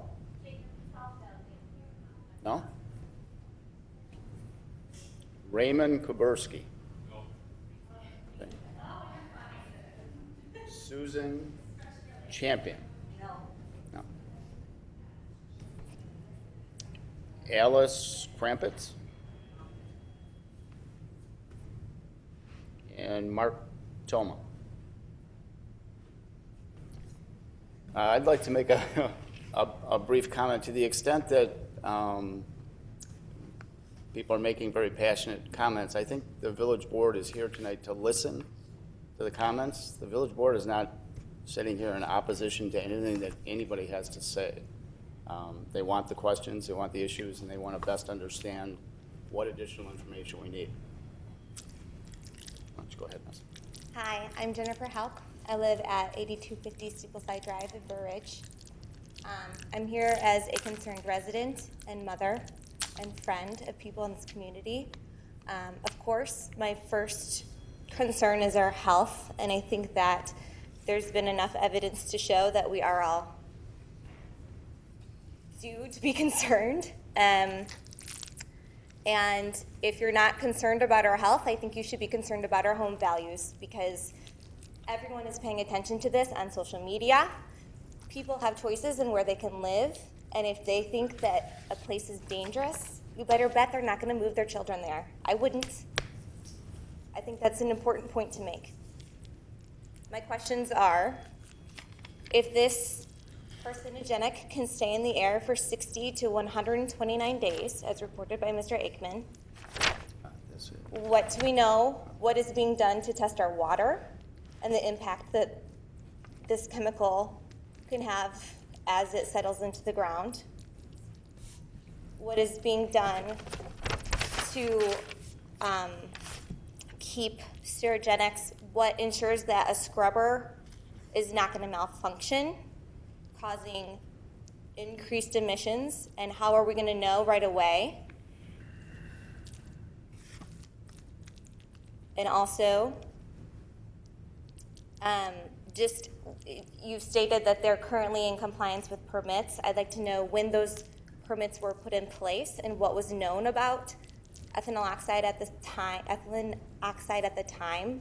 This is my understanding that those are from 2015, and that we learned more about this chemical as a carcinogenic in 2016, and so that is outdated information. And I believe in the saying that you do the best you can until you know better, and when you know better, you should do better. Thank you.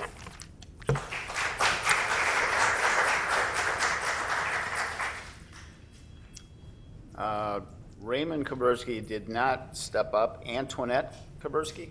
No. No? And Gary Grazzo? Still here, Gary?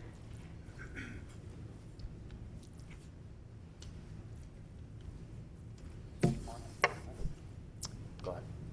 Mark Thomas, 7515 Drew Avenue. There's several questions I have. For instance, I have a copy of the report here, and it's showing the emissions from the Sterigenics. And we've been lived in Burr Ridge for over 30 years now. And if you go back to 1995, although they say they're in compliance today, back in 1995, their emissions were about 18,000 pounds a year.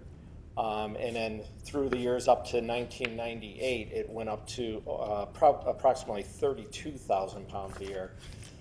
Today, they're showing that their emissions are only 5,000 pounds. So, as a long-term resident, I'm really wondering how that's affected the people that have lived here all that time and have had those amounts raining down on them. Second of all, the ethylene oxide is heavier than air. So will it accumulate in low sites? So if we have a low spot in the village, are the concentrations going to be higher? Another thing is, looking at this report, we have this nice plot that shows our danger zone here. What I'm calling a danger zone, but it's cut off at Madison Street. But I'm noticing that the majority of the red seems to be more eastward towards Burr Ridge. So I'd be curious to see how that radiates further east into our areas. Also, I'm curious as to how ethylene oxide decays and what does it decay into? Is it, does it decay into some other toxic substance? Does it pollute the groundwater? What happens when it rains, when it comes out of the atmosphere? And of course, you spoke about the life of the ethylene oxide. It will stay in there, I believe you said, from 69 to 194 days.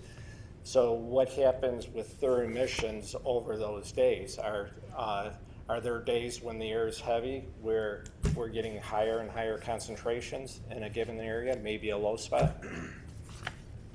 Those are all the questions I have. Thank you.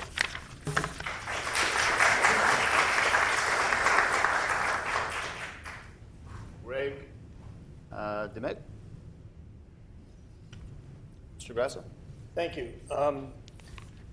Turn a little bit to the, I'm really here in a different capacity. I was here earlier this evening as a counsel for a matter that was on the board. When I realized this was on the agenda, I thought it was part of my job to stay here. I am, for those of you that live in DuPage County, many of you know that I've been very active here in the village for many years, as was my wife. Janet and I moved here in 1995. We've raised 6 children here in Burr Ridge. I'm also your District 3 representative on the DuPage County Board. This matter is up for resolution and more discussion tomorrow at our one of our 2 monthly meetings. I want to tell you that the village of Burr Ridge, along with the village of Willowbrook, along with the state representatives, your state senator and your state representative, the District 3 representatives, have all been involved in this and trying to gather information and be brought up to speed, just like all of you have, because not only are we also residents here, concerned and have families, but we're also charged with the responsibility as your representatives to find out and best protect you. I also served on the Board of Health in DuPage County for 12 years, so I have been in touch with the Board of Health to find out what they're doing. We are all, as public officials, and I can tell you that Mayor Straub and I have been in communication. Some of us have signed letters. It doesn't mean we're the only ones that sign letters that are involved. People that have not signed letters are still involved, and they want to know the best things for all of us who live here, because we all live here. So all the information is being studied. Someone asked about when was this permitted and what was known. So one of the real problems that we're having with this issue is that the report that came out was dated, as someone pointed out, in 2014, and it just came out, the information became available in 2018. So there's a bit of catch up there. Nobody's really happy with that, and I will tell you some of the people that were least happy about that were your elected officials, led by Mayor Trilla. You can imagine it was his village. Mayor Straub was involved in asking questions. All of us were involved at that point. So we are trying to find out what has to be done. Those of you that want to know if it's being still emitted into the airway, which we understand to some extent it is, and we want to know how much and how can that continue, and should this be in a residential area, and what can legally be done. As someone pointed out tonight, the EPA really is the only one with jurisdiction. So what was asked right away was, okay, when is the permit up next? It happens not to be up again until 2020. It's a 5-year permitting process, as I understand it. So people already are looking at to see what can be done with revoking that permit, certainly ceasing operations until we know what's happening, and then deciding what our remedies can be. And so I'm just here. I stayed tonight to just assure you, along with, I've been active in this board. I know many of these people. I know they're just as concerned also. So everyone is concerned. We all want to know what the effects are on us and on our neighbors. And in particular, one of my questions was, how is this affecting the workers that are there? They're there every day. So many things are being discussed at every level of government, and trying to get the information so that we can make a considered and best judgment for everybody involved. So I just wanted to stay tonight and let everybody know that everybody is trying to solve this problem. Thank you.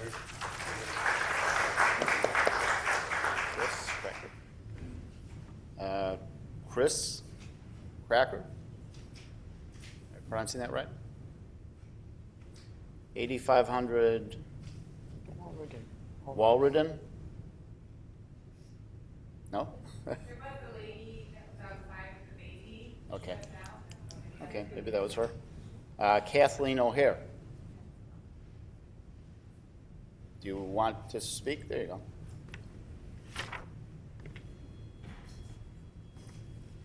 Okay, go ahead. Good evening, ladies and gentlemen. My name is Greg Dimmitt. I'm a resident at 7250 Hamilton Ave in Burr Ridge. I appreciate everything you guys do.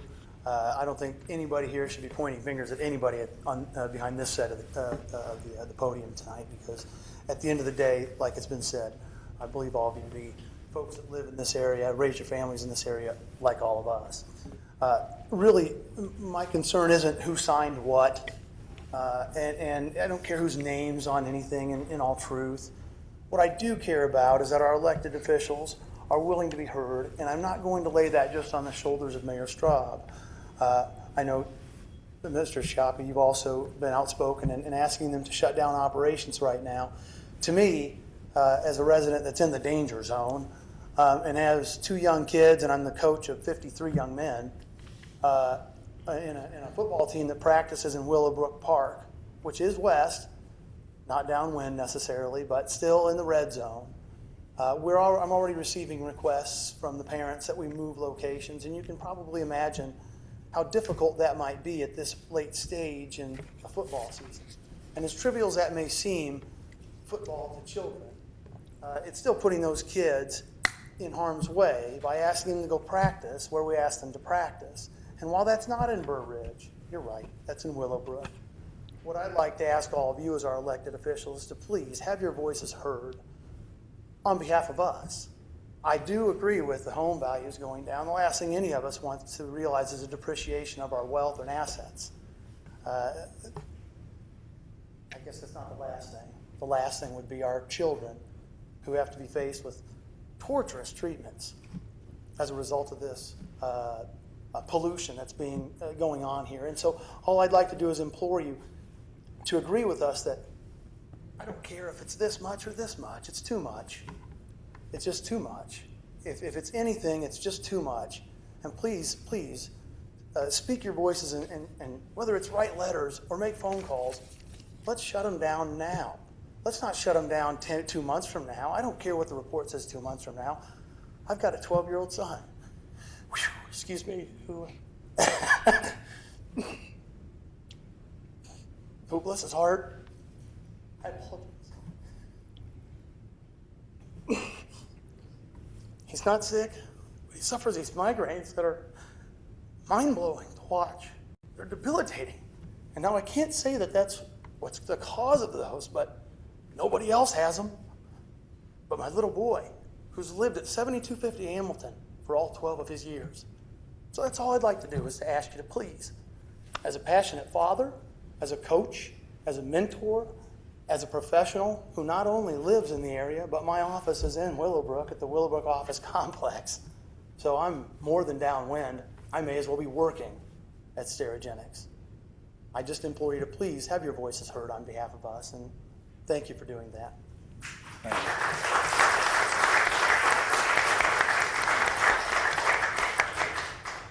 There is a Jennifer who signed up. Last name kind of difficult to read. No address. Is there any Jennifer who wants to speak? Okay. Why don't you go ahead? Hi, my name's Kathleen O'Hare. I live at 5951 South Grand Street in Burr Ridge. Thank you for giving us the opportunity to talk tonight. If I sound angry, I'm not angry at any person in the room. I'm angry at the scenario we find ourselves in. Very long story short, I grew up in a toxic town in Connecticut, Cheshire, Connecticut. It was on the Superfund list, the National Priorities list, in the 70s, but we didn't know it until the 90s. And up and down the streets, we had analysis from the CDC and the ASTDR, and I've been through this all already.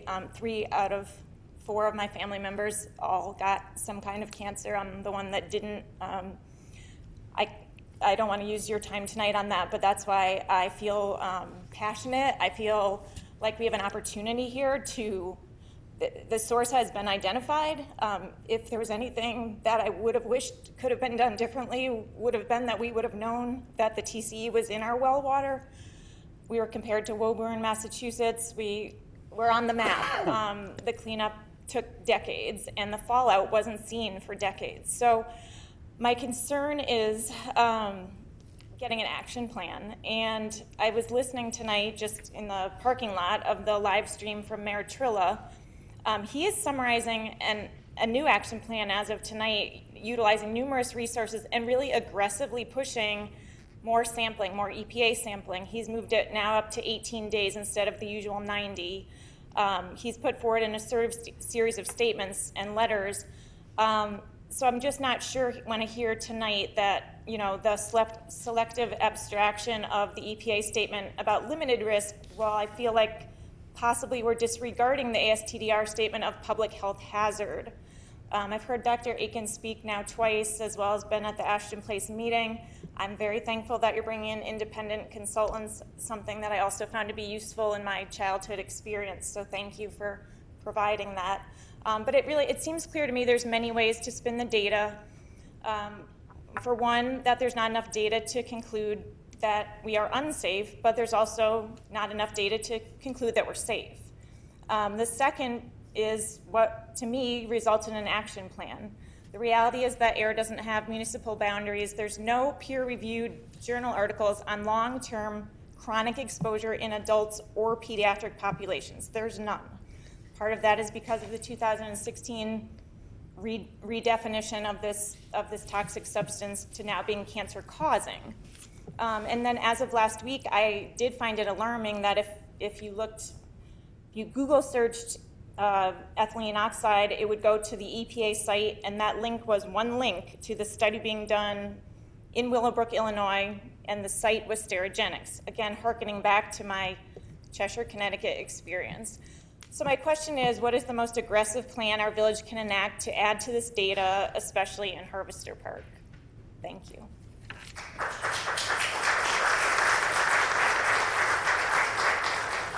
Russell Smith. And is it Tom Crystal? I'm sorry. From Darien? Yeah. From Darien, correct.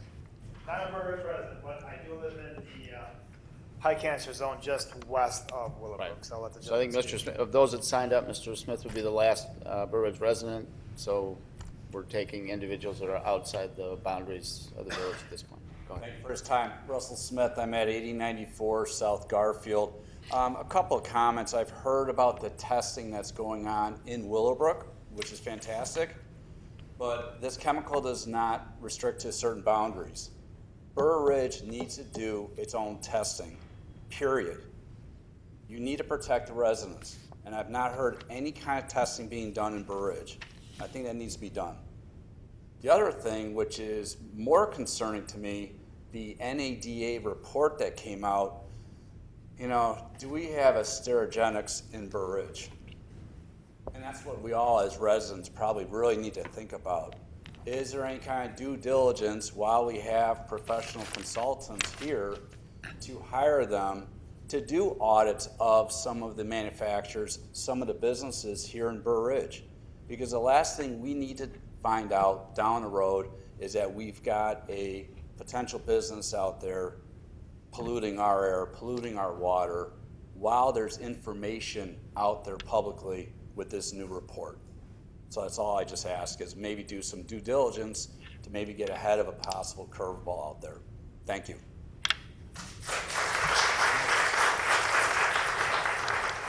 Thank you, City Council. Excuse me, just 1 second, one moment. Ursula Tanui?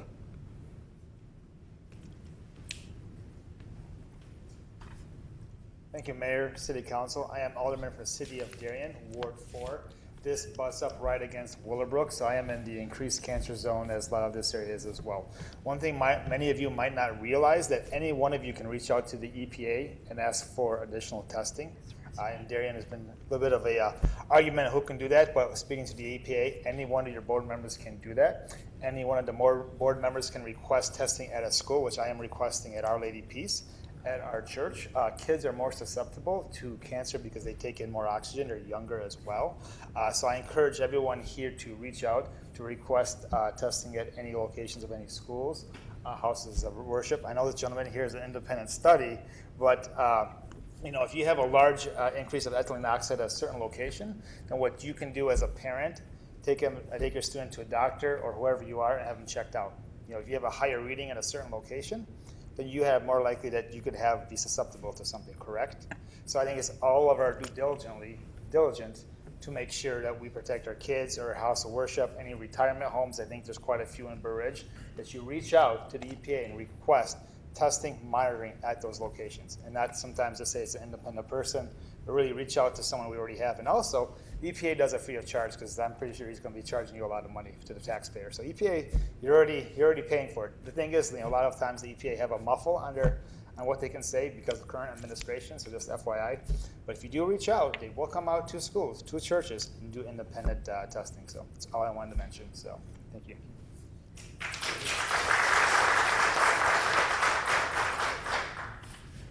Hi, my name is Ursula Tanaway. Just 1 second, one last person I think we have signed up, Paula Pope?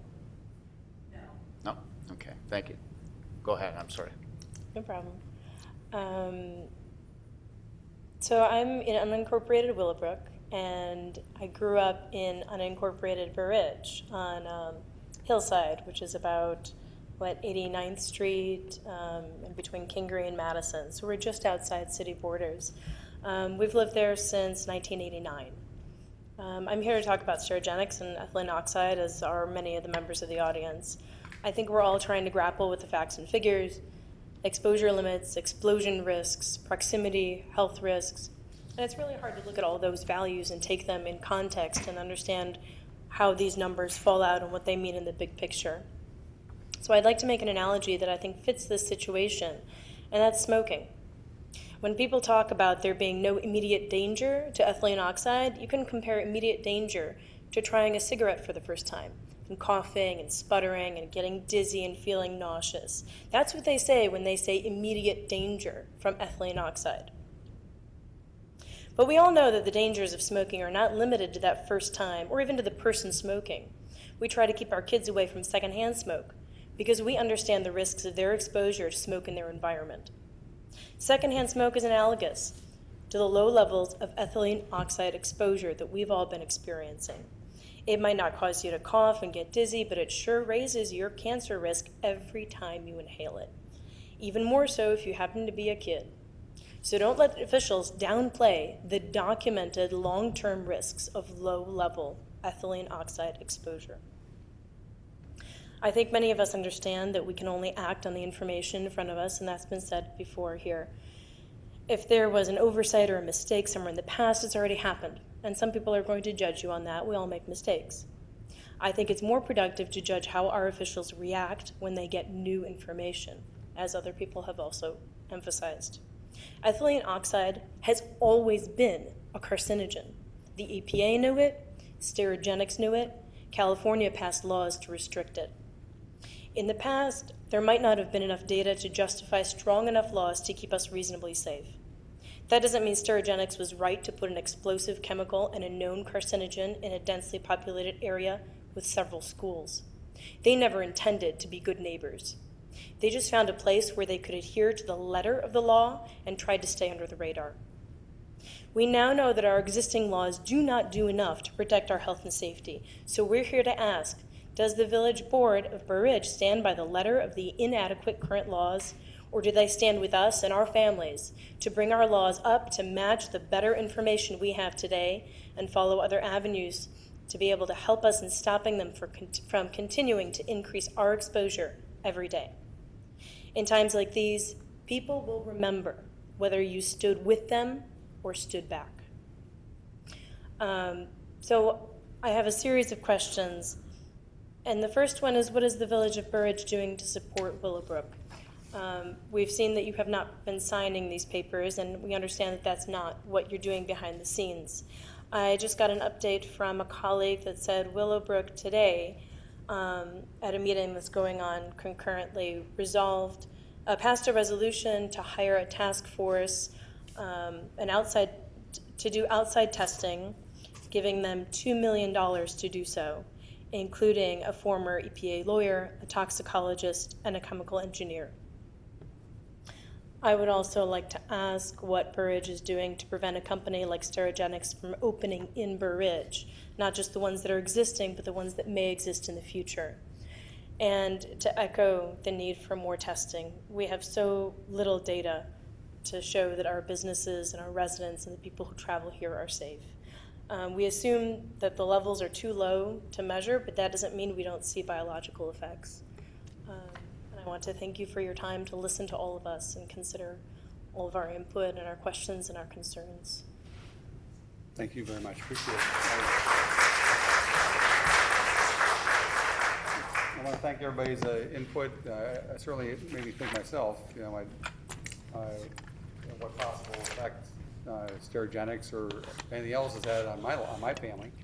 Though there's been no cancer on my street, I know I've had 8 bouts of precancerous skin cells, or now I don't know if it's related or not. But it's all top of mind for all of us. We are, the board is unified in trying to find out what we can do and what we can't do, and certainly we'll do the best we can because it's in all of our best interests. So I do appreciate the stories and the emphasis that you all place and the personal stories that you all shared. I think I could say very safely that all the board members here, heard your words and feel your pain and are as interested in resolving this or finding out what we can do, and as I believe anybody else is. So thank you very much for coming here today.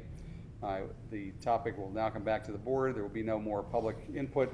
We're going to discuss the many questions, suggestions, and be able to, and the village administrator, Doug Pollack, took a journal of all the questions.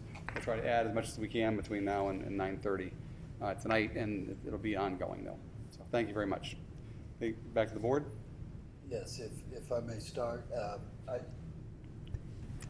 I did write down all the questions, and what I would suggest to the board is most, if not all, these questions require more thought and then we can give it here tonight.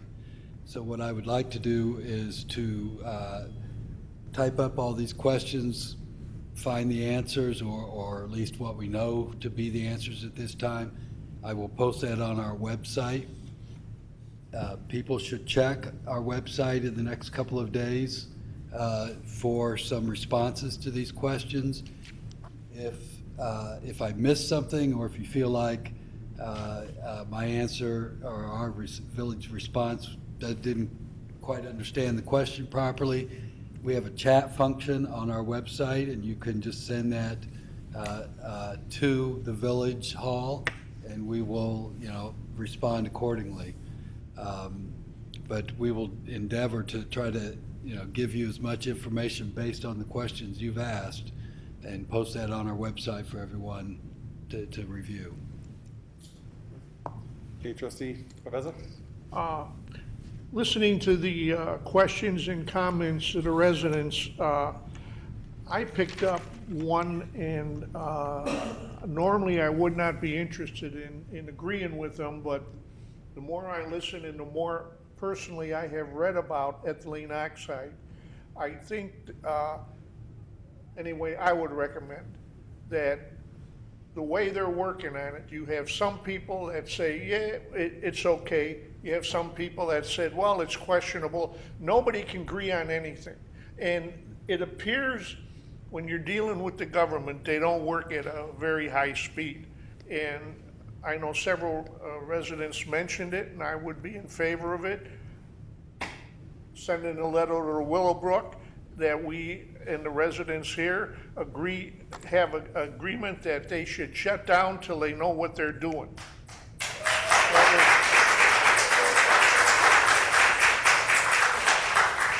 That would be my comment, just the way it's going. The other major thing that really bothers me the more I got into it, they tell that Sterigenics has done so much to help the problem. They've increased their scrubbing by 90%. And I'm thinking, if they increased it by 90%, what was it before the 90%? That bothers me. I'd really like to find some way to find out if there was any testing before there, because most companies don't spend a fortune of money unless they're pushed a little bit. So I'm sure that going to that 90% was precipitated by something. That's all I got to say right now. Mrs. Yappa? Well, I want to thank everyone for coming out and speaking their concerns. I share all of them with you. My family moved here in 1987. My mom and dad raised 5 children. I'm the oldest of 5, and I decided to bring my family back here to raise my family. So I have 3 small children. My wife and I have 3 small children as well. I think a lot of what's happening, it's very scary, what they're doing. And I think a lot of the scariness comes from the fact that we don't know a lot. They've been here for so long. And I have taken steps to talk to a Burridge resident who happens to be a scientist who knows people at those same agencies. But he does more water pollution versus air pollution.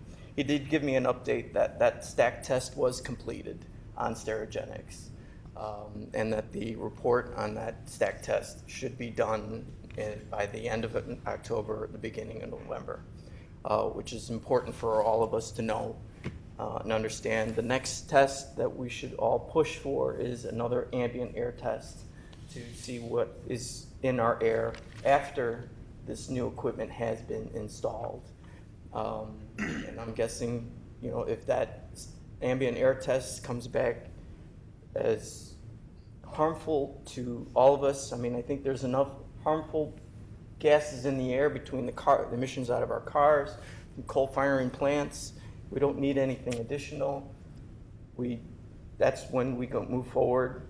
And I'll stand with the village of Willowbrook to cease and desist Sterigenics. They can't operate here. I think maybe 40 years ago it worked when there were not as many homes in the immediate area. But now that we have infiltrated, we brought our families here to raise them for good schools, good communities, community events. I think there's no place for Sterigenics here.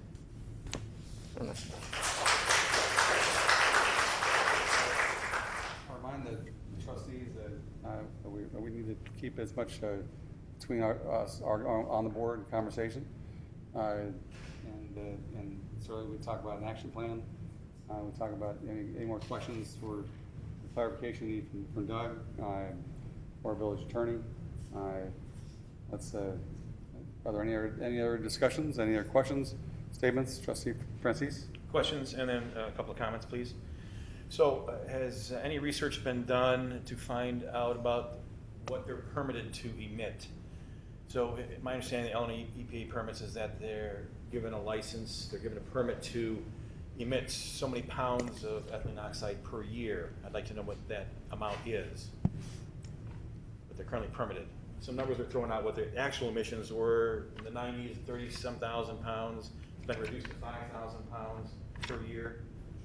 If some scrubbers are installed to reduce that down 90%, then they're still allowed to emit 450 pounds per year, which in my opinion is 450 pounds too much.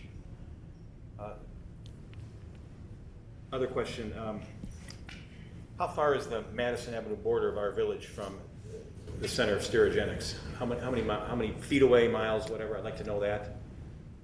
Doug, you know? And the 1 mile HOTS radius. I'd like to see our village superimposed on that map. The report cuts it off at Madison, so I'd like to see what areas are in the red zone, so to speak. And pardon me for 1 second. Doug, I know that when it comes to the scientific and engineering side of this, is this what we expect for our consultant to help us do? We don't, or the resident that have you talked had any conversation with the person that Trustee Schiappa referenced? No, I haven't. Have you had put him in contact at all with Doug? The scientist? Scientist? No. Okay. I sent him information. And by the way, the information that the Village of Willowbrook has on their website is very thorough, very comprehensive. At times was a little confusing to me because it gets pretty technical, and that's why I called this friend of mine who was able to spell it down for me so that I understand what effect it has on us. Any other questions, Trustee Francis? Yes, please, I'm continuing. So this information on the Illinois EP permit should be available through a FOIA request. Have that garnered, please. And now some comments. I want to thank all the residents for coming out, your unanimous support on this issue, and your willingness to get involved.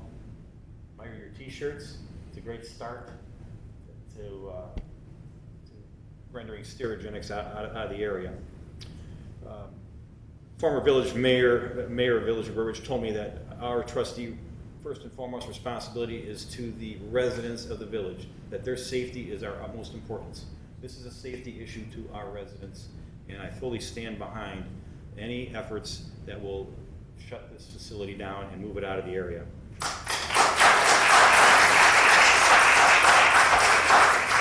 I found that analogy to cigarettes fascinating because I want to follow in on that. You know, cigarettes in the 30s, 20s and 30s and 40s, they were considered healthy, okay? Smoke cigarettes, improve your health, glamorous, blah, blah, blah. And we all know the facade that was. And then studies came about and people were dying and getting sick and developing these diseases and these cancers. And slowly but surely, the government got involved and not led the effort, but there was an effort made to restrict the sale of cigarettes, to restrict their input, and then to let the consumers know the dangers and the cancer-causing ingredients that are in cigarettes. So, but it took years and decades for that to happen. We get a report, a study is done in 2014. We find out about it 4 years later. We can't wait decades, years to find out the health effects, what's going on right now. The damage has already been done. The 30,000 pounds has been emitted 20 years ago, okay? That's done, that's history. That already affected us, all of us, okay?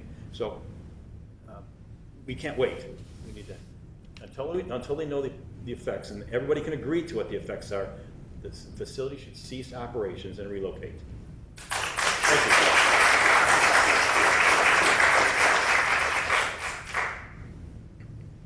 Any other trustees that haven't spoken yet? I can add. I want to thank all the residents for coming out and sharing their thoughts with us. I agree, we cannot take any risk with our residents and our young children. So even if it is emitting whatever percentage, that's too much. And we should all, will obviously investigate what we can do and then come up with a decision and see what we can do to deal with this company. But what I'm concerned with is how this it travels and what the long-term effects are. Does it stay in our soil? Does it stay in our water? If the wind is blowing this way, then does it go past Madison and County Line Road? So we don't know how it behaves, and I agree with Trustee Francis. I mean, research changes, and 20 years from now, they're going to say that this was very dangerous, and that's why things like this happen. So yes, we do need to, look at it in greater detail and see what we need to do. Right.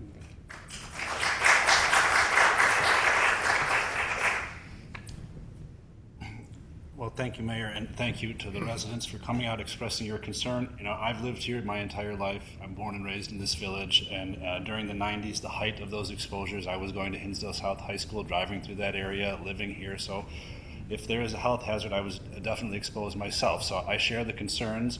I want to make sure we have accurate information and we take an appropriate action to keep everybody safe. I support what we're doing to get the consultant there. I support the idea of more testing throughout the village, and we will take appropriate action once we have the correct information. I share your concern.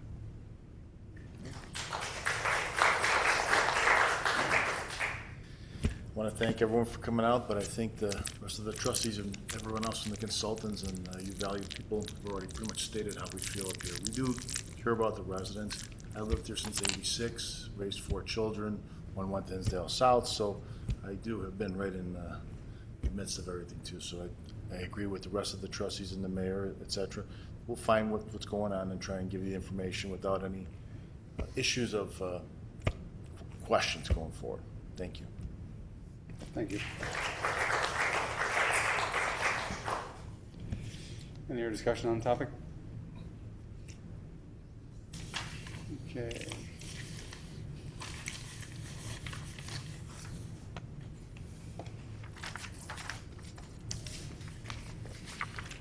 Okay, other considerations? Pronouncement?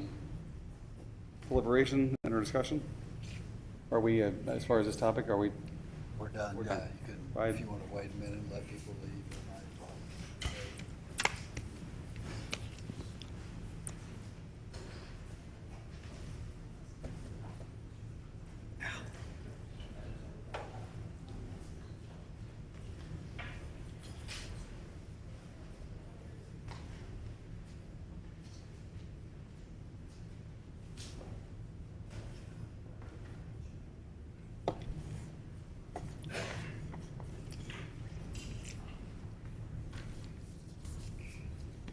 Item eight H, other considerations, pronouncement, deliberation, and or discussion only. No official action will be taken.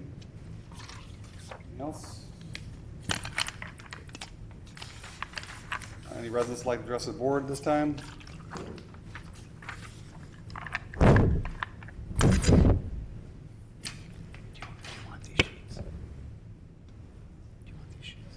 Alice Crampton, 7515 Drew. I should have gotten up and talked, but when you guys put your website information up, can you also put that link on there so the people that haven't gotten to the online petition for the thing, so they could go to that? Is that possible for the Serogenics? Are we allowed to do that? I don't think so. A private petition that's being circulated. On the village, is it? I don't. Well, it's not, it's accessible on, right is now.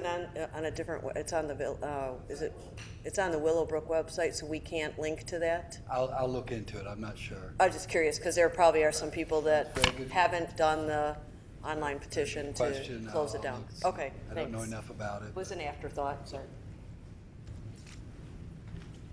Any reports and communications from village officials? Any non-residents like to address the board?